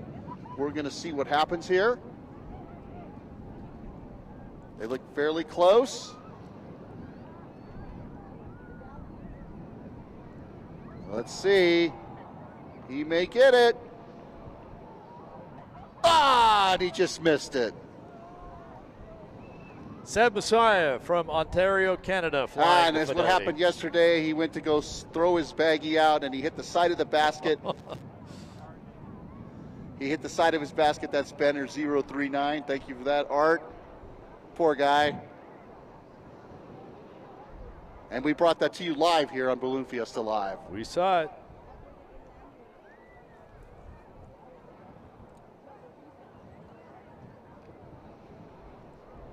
Well, Art, we have just a few balloons still remaining. I think it's the same thing as a few minutes ago. We have about 5 to 6 minutes to wait until this next grouping of balloons actually makes the northern end of Fiesta Field. So I'll sit out here with our crack camera crew and bring you anything live, but I'll send it back up to you at the rooftop studios, and we'll come back when we see these competitors reach the field. Sounds like a plan, Ted. Thanks. Good job out there. Good camera work. Good commentary. Love having that opportunity to be right in the center of the competition field. Bring it to all of you here on the field, as well as those of you watching on Balloon Fiesta Live. And those of you on the field, you need to go back and check out the Balloon Fiesta Live video feed, because we've got another special giveaway for you as we kind of keep an eye on the one special shape that's left out there. Sir Mix-a-Lot, Duke City Ready Mix. Bill Baker has that standing up for us. But for those of you on the feed, we are giving away, like we did last year, Balloon Fiesta Live license plates. They are fashioned after the balloon plate that was an official plate here in the state of New Mexico for a number of years. And it says BF Live for Balloon Fiesta Live on it since 2017, and our Balloon Fiesta Live logo on it. You can win one of these Balloon Fiesta Live license plates by scanning the QR code on the screen. Those of you on the field, go back and rewind the videotape when you get home. You'll still be able to get entered. Once you're entered, you'll be able to have a chance at winning one of these license plates. We give away 3 every single session. And I'm happy to announce that Elizabeth Kester from Cortez, Colorado, Annie Manners from Tulsa, Oklahoma, and Lenny Camp from Kissimmee, Florida. Not Kissimmee, but Kissimmee, Florida, Lenny Camp. Those are the 3 winners for our Thursday morning show. Again, they scanned the code, put their information in the entry form. We pulled their names using a random number generator. Again, those on the field, if you just back up and watch Balloon Fiesta Live when you get home, scan through and find that QR code and join in on the fun. And we give those away every single session.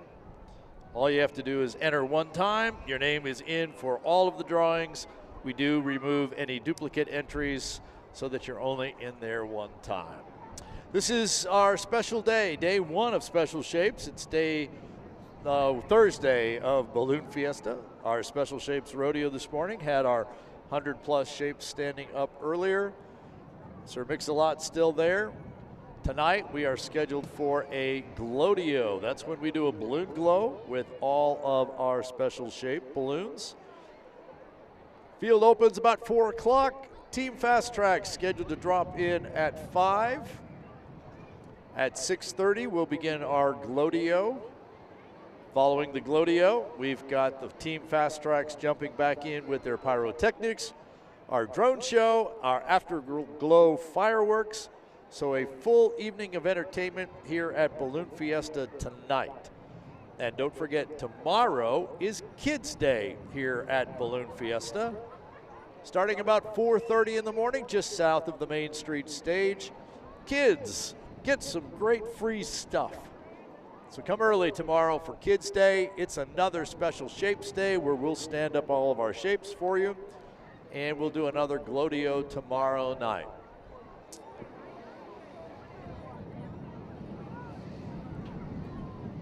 Here's our mounted patrol for those of you who are in the area of the screens or watching from home. Let's see, I count 1, 2, 3, 4, 5, 6, 7, 8, about 12 balloons out there in some sort of position to get back to the field. We've just gone past the 9 o'clock hour here in New Mexico, which means we have about 28, 29 minutes left of competition.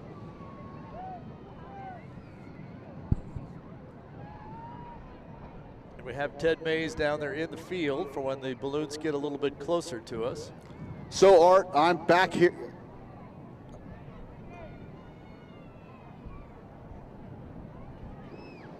Art, I'm out here back on the field again, and we're looking to the north to those 12 or so balloons that you mentioned. I believe that 4 of them that are out there may not even make the field, but we do have some. And aren't you glad I didn't say blue for this balloon over here? That's the blue balloon, but the name of it is orange. It's going to be a rough one for them to get in here and score on this competition day. The conditions were not exactly what they were looking for, but they made the best of it. We saw some great scores out here thus far, but I think that we'll probably see these 3 balloons to your top left from the decks, the rooftop studio, and probably the 3 that are towards the center of the field that will be able to make a pass. But I'm afraid that the other ones out there, it seems to me like they're going away from us. Like they actually caught that box that Brad talked about, but they're going north. They're way north of the Sandia Pueblo at this point. And coming down the east side of the field, that's Johnny Wilson with his Jaws balloon flying the banner for H.F. Sinclair Refining and Marketing. And as you said, he's off to the east side, going to come right in. Looks like he might land in the southeast corner. And yes, I'm very glad you did say that orange blue balloon. We had a great shot of it. I'd love to know the story behind that. Why do you have a blue balloon with the words blue on it and then call the balloon orange? There's got to be a story there. We got to track that down.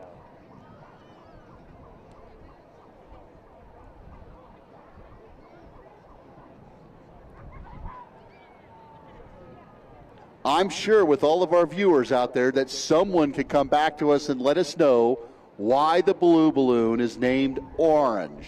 So if you have that backstory, please reach out to us and we'll be happy to spread that word on Balloon Fiesta Live. You're currently watching competition Thursday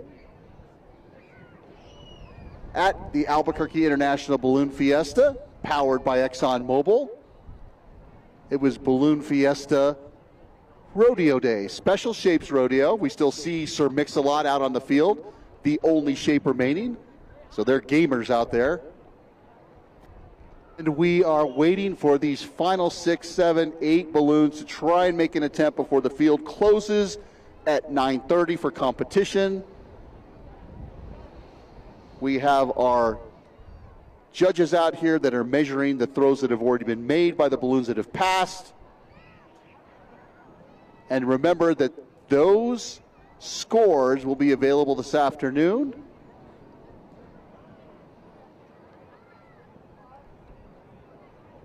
On Facebook and as well as on balloonfiesta.com. So Mike Stone is the pilot behind the blue-orange balloon. I'm looking up way, probably straight overhead. The blue with the around the equators, the white and the multicolors, that's going to be Alan Hahn. A little bit farther west, the yellow, orange, and black zigzag, that's going to be Steve Coughing. And then we've got the Ultra Magic balloon way farther off to the east. I'm going to try and identify the last one up there. Those are the ones that you're talking about that we're going to continue to watch as we wind down to 25 minutes left of competition.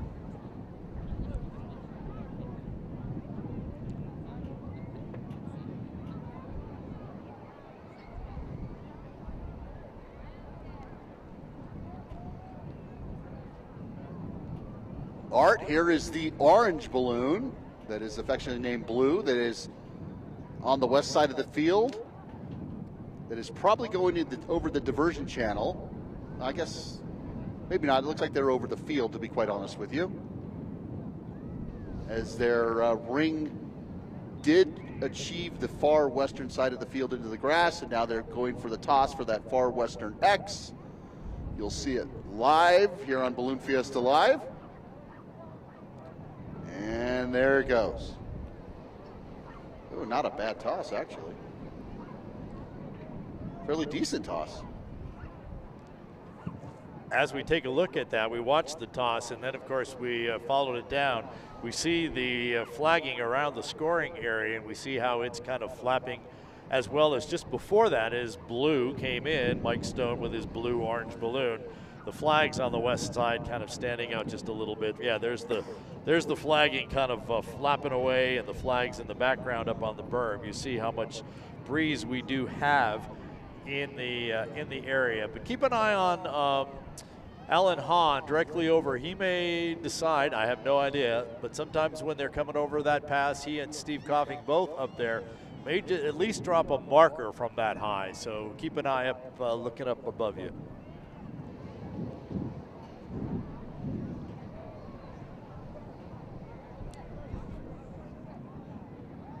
And the marker's coming your way, Ted, yes, Art, from I've Alan watched Hahn. Steve really work it in his balloon. He was actually...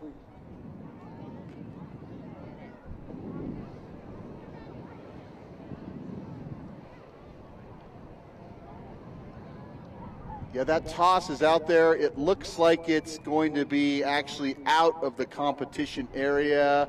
Yes, that is a non-qualifying toss. Again, that momentum you spoke about, had he thrown it just about 20 seconds earlier, would have made the scoring area, but at this point it's out of the scoring area. Dropped into the competition area, but you're right, outside the scoring area. And I just had a feeling that Alan would drop that marker, just like I have a feeling that if Steve Coughing in the yellow, orange, black zigzag balloon, as he comes back across, he would do the same. The next one I think that's going to actually get anywhere close is Ultra Magic, and they do seem to have that direction to the southwest. So orange, yellow with the black top, Ultra Magic logo up above.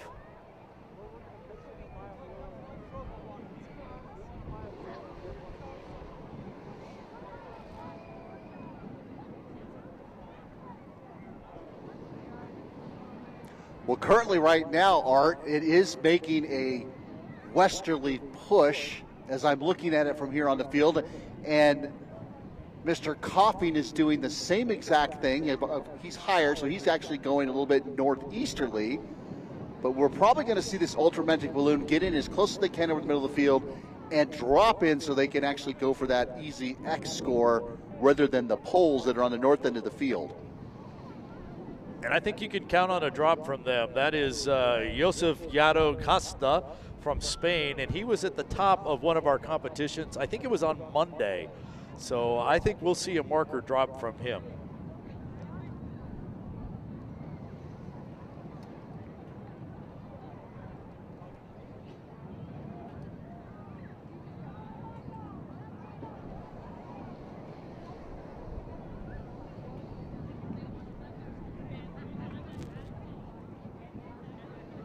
And Art, just as he was making that descent about 7,000 feet up, he stopped coming west and now started headed due south. But I am watching up for a marker to make sure what's happening. You have Steve Coughing in plot twist right behind him, but he is flowing way far east. I would think that he is probably east of Concession or of Main Street at this point. And if he were to drop in, I don't think that he would make the field. We're going to watch. He needs to come a little lower to get down. And here comes a marker from Ultra Magic.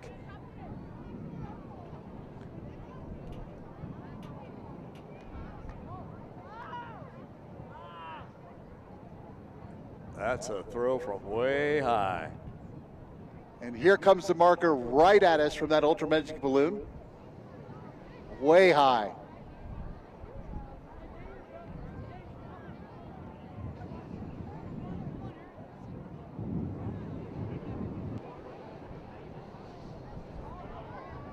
And it's still coming down.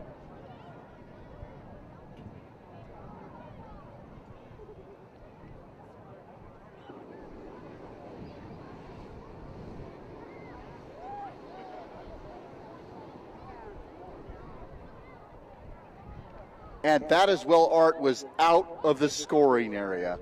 Just to the north of the scoring, or south, I'm sorry, excuse me, just to the south of the scoring area. That marker is probably about 15 to 20 yards just area where it's roped off.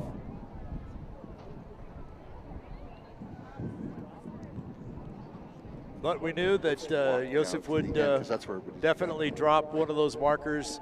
Being in the competition, being at the top of the board after one of the competitions, you gotta be that consistent. You gotta get something in here.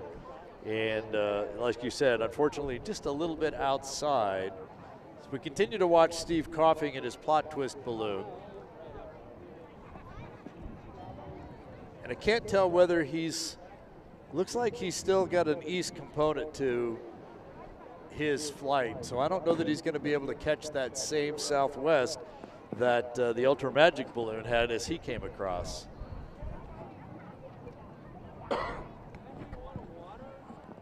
And there's still 6 balloons out there, 5 to the north, 1 high overhead. And they have about 17 minutes to drop their marker or use their ring on the pole.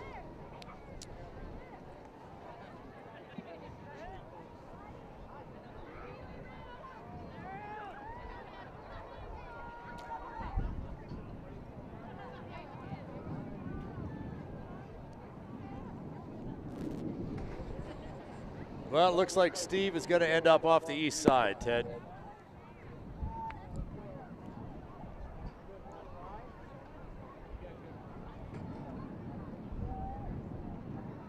fairly close, Art, to what I had said. That layer just went away, and he was far on the east side of Main Street. We just have a few balloons left. We do have about, not unofficial time, 16, 17 minutes left where the competition will open. And unlike yesterday, we have an opportunity for those 5 remaining balloons that I see out there to actually make it in the field, but it's going to be the skill and piloting of those pilots to be able to get into the field to make that throw. As we saw Steve Clark, very, very good pilot, just miss it on the east side. And right now, with one of the, it is Harold Jackson, and he is going to measure up. This is banner 81. So if you can look that up for us, Art, this is banner 81. And he's got to get his scoring official over here to tabulate it and make sure we have the right number. 81 is Maes Magic. That was the pink, white, black balloon that kind of came over the... And this one looks like...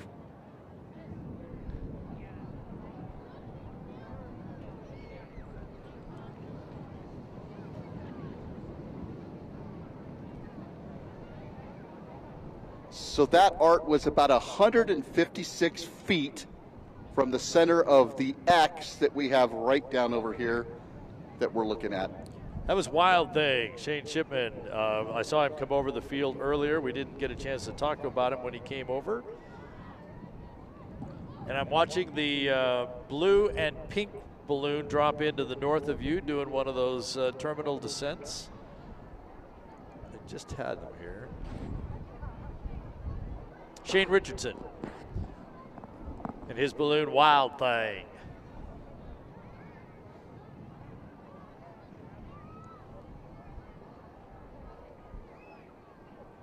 Still dropping fairly quickly. And Art, that same thing, that center road, that dividing rod. Yeah, that dividing rod just pushed him far west. It looked like he was going to come east as he made that terminal descent. Although, he may have a shot at one of the poles.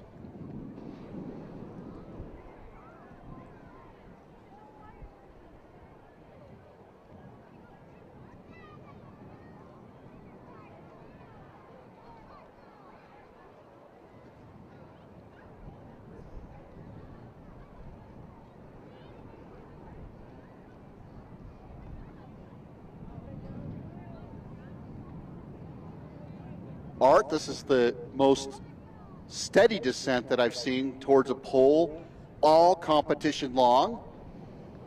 And it looks to me like they're maneuvering.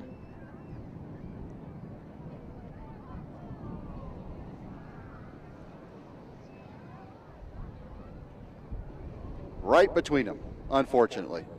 Field goal.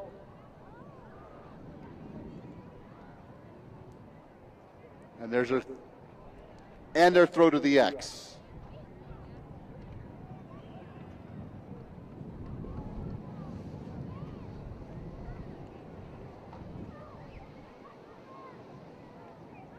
And Shane will bring Wild Thing to an end today, right outside the competition scoring area.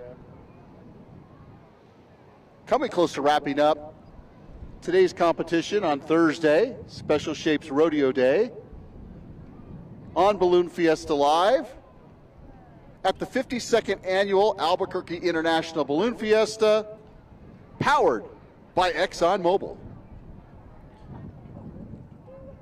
You've got another one coming your way. Hopefully they'll be able to pick up the southwest pattern. A lot of white with the blue and a little bit of yellow and blue in there. Looks to me like they might be moving east at the moment, although right on the deck they'd get a little bit of the west.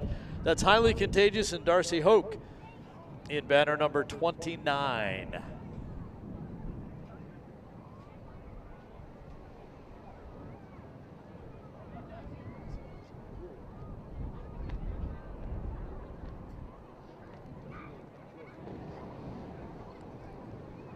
Hey, Ted, one of our YouTube viewers says that Mike Stone, who's the pilot of Art, it looks like Darcy has...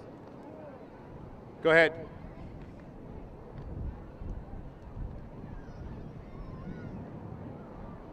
No, go on ahead, Art. I'm sorry. That's fine. I was just going to, one of our viewers on YouTube tells us that Mike Stone, he's the pilot of that blue balloon that we call Orange. He said the balloon was named Orange when he got it, and he didn't want to risk bad luck by changing the name. He really wanted to name it something borrowed, but instead kept the name Orange.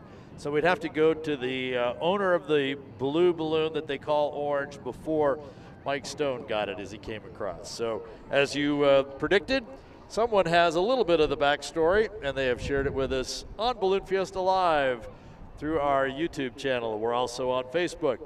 If you're within 4 miles of the park, like in the RV park, etc., you can watch us on low-powered channel 28.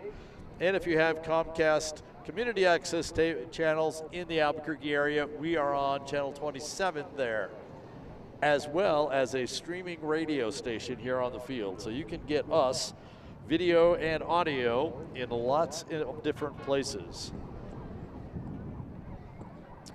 Hey, John Schmidt is making his way towards you as well. Red at the bottom, blue at the top. It's got the white zigzag. That's the 5280 or the 5280 Mile High balloon coming at you.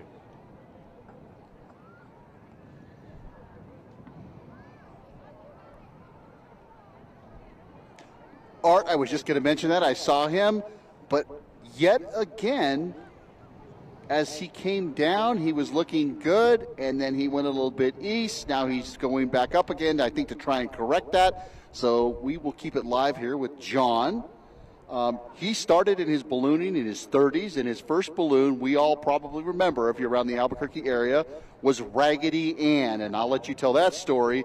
His mentor in ballooning and his hero is the late Dr. Carol Reimer Davis. His mother-in-law.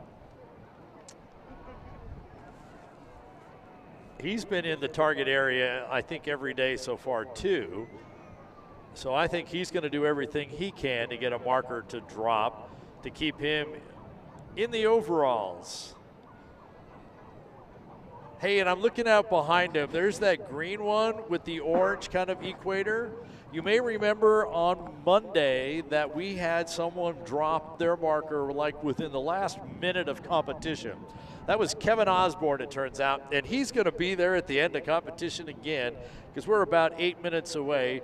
John's going to get a great pass on the field with his 5280 flyer, but then Kevin Osborne with the green one, he's probably going to drop in at the last moment. Hopefully he doesn't wait too long so he doesn't get caught up behind us.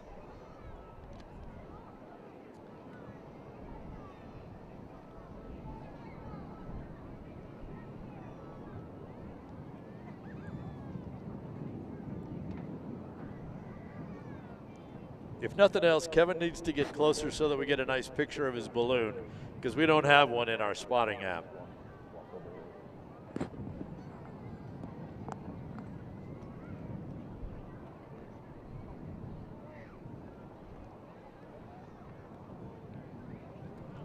Art, it does look like John is making a nice approach into the field. He's corrected that east. He's coming through that layer again that pushes people east. So it could push him towards one of the poles. He's a little bit high for that. But let's watch live here on Balloon Fiesta Live. Let's watch John make that approach and see him score.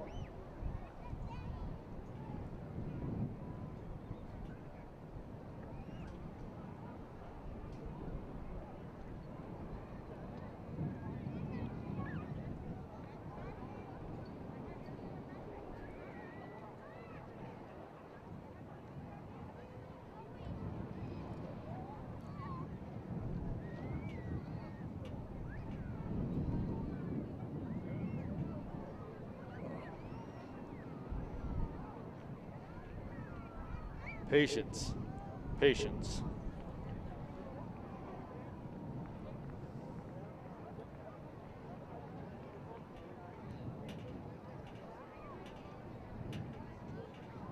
Here's his throw. He dropped his ring, and here's his throw towards the X. Nice job, John. I know you worked it hard. Today was not the most optimum day, and probably his other pilot or passenger in there with him was pointing. It looks like he's coming to you at the rooftop studios. Hopefully before then, He can get down.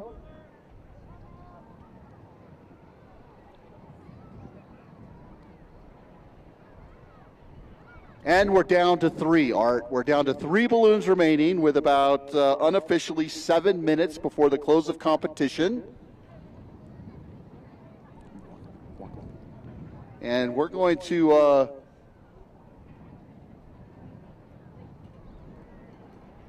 walk over here to the officials that will be letting the smoke, let the pilots know if there are any remaining in the air that the competition is closed. So you still got Kevin Osborne, green at the top and the bottom, orange in the middle, sky view. He's coming over the northwest corner of the field. You've got the kind of white with the multicolors, looks like it's going to be out to the east. And I can't quite identify the one that's still far out to the north.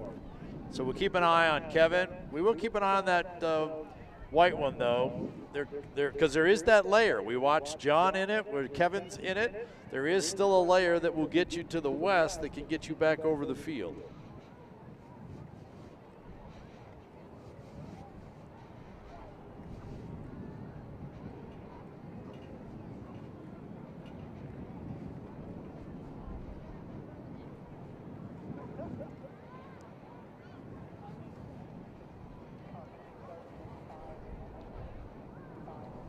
We have the official 5-minute mark for the targets closing from Assistant Balloonmeister Peg Bilson. And Kevin's dropping in towards you now, Ted. And the green one with the yellow Skyview balloon.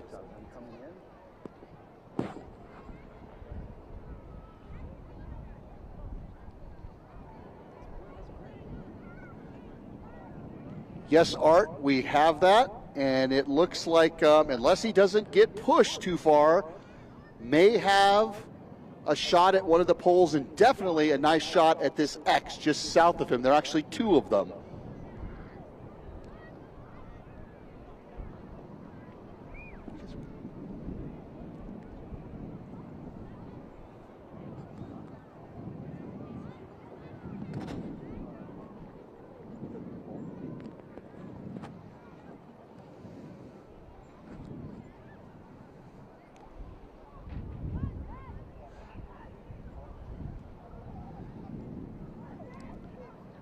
Making a nice approach to the pole.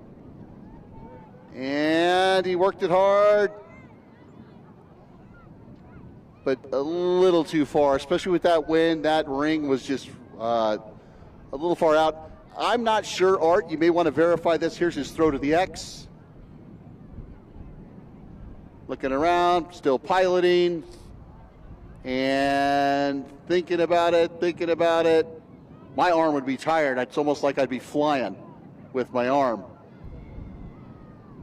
And a nice drop. Oh, very nice drop to the X. Very nice drop. Art, I would have you check on that balloon just to the north, the last one that's remaining. That may be Matt Roberson and straight up, but I can't verify that from here. I don't see a banner number.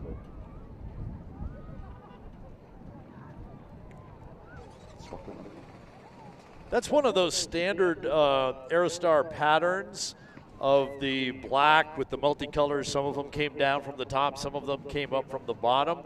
But my guess is you are correct that that would be straight up Matt Robeson from Fort Worth, Texas. And he's got a little over 2 minutes by my clock to get here.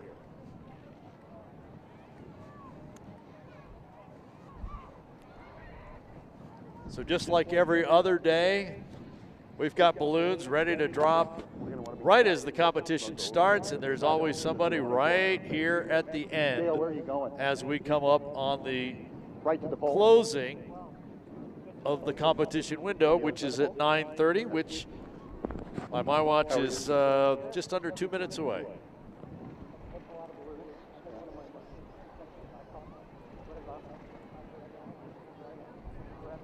And I would guess that Matt probably has enough time to get here, barely.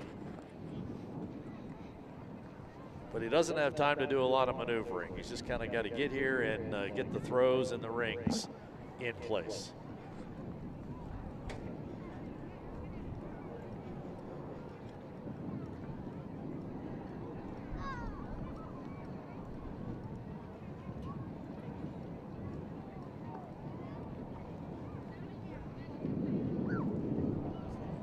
while we wait on Matt's approach and the end of competition. Thank you all for coming out today. Remember, we have a Rodeo with all of our special shapes this afternoon. All of our merchandise tents and concessions all in operation today. Before you leave today, take a trip down Vendor Road, down Main Street. Do your shopping. Make sure that you pick up your official merchandise and all those other great balloon souvenirs here at Balloon Fiesta.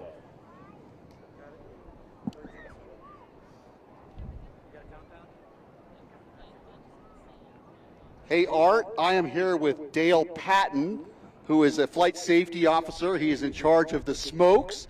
We have about 20 seconds from my guesstimation left, and he's about ready to pull the smoke. And unfortunately, Mr. Matt and Straight Up ballooning team, you're just going to be a little bit short today. I'm going to let Dale do his job.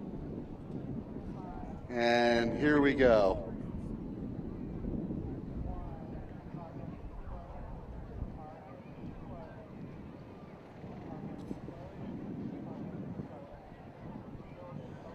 And ironically enough, it's purple. Can you believe that it's purple, Art? That is a sign for what's going to come later with my hair. All right, we'll be watching for that. So, Ted, before we let you get out of there, now that you've had the opportunity to not only be directly in the center of the competition, but to get to describe it, let me get your thoughts on this morning's competition.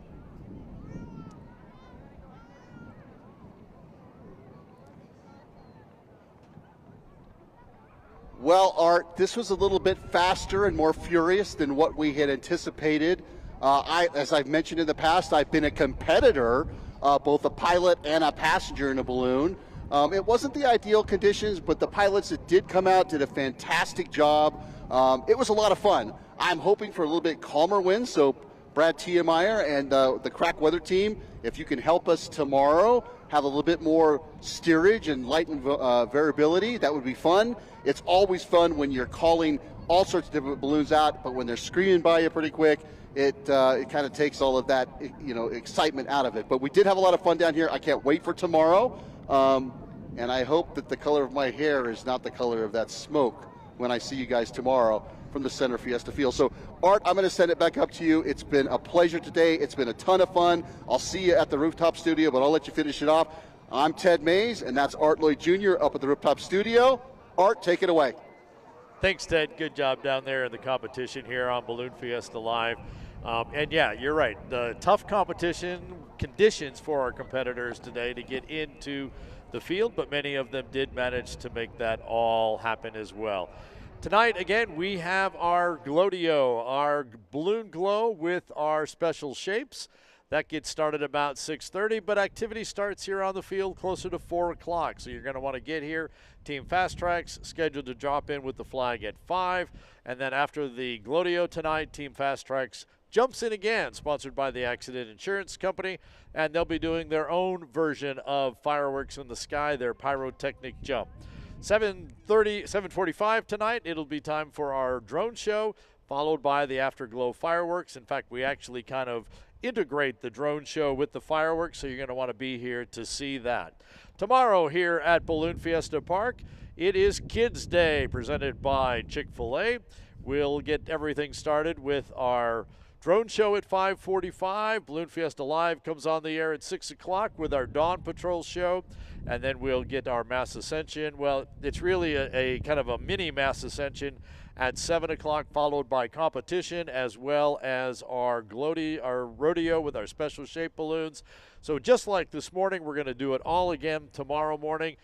4:30 is when Kids Day gets started, when kids will be able to pick up different great food stuff, all kinds of great stuff here for kids tomorrow on Kids Day. Tomorrow night, it's another Special Shapes Rodeo with all the things I just described about tonight happening again. Then we've got already to the end of the week where we wrap it up on Saturday and Sunday. And again, for those of you on the field who've been listening to Balloon Fiesta Live, thanks for joining us. By the way, we have announced that the 2025 theme for Balloon Fiesta is going to be Painted Horizons. And now the new bumper sticker for 2025 is available. So stop by the merchandise tents or the information booths and pick up your 2025 Balloon Fiesta bumper sticker. With that, for Ted Maes on the field, Diane Kinderwater, our on-field reporter earlier today, I'm Lloyd Jr. Thanks for joining us here at Balloon Fiesta and on Balloon Fiesta Live. We'll be back tonight. Hope you will be as well. Have a great day. You've been watching Balloon Fiesta Live, powered by ExxonMobil. Always in October and always in Albuquerque. This is the 52nd edition of the Albuquerque International Balloon Fiesta, the world's premier ballooning event. Want more balloon action? Visit the archive of Balloon Fiesta Live broadcasts at balloonfiesta.com. Thanks for watching Balloon Fiesta Live. This program is a production of AIBF Inc.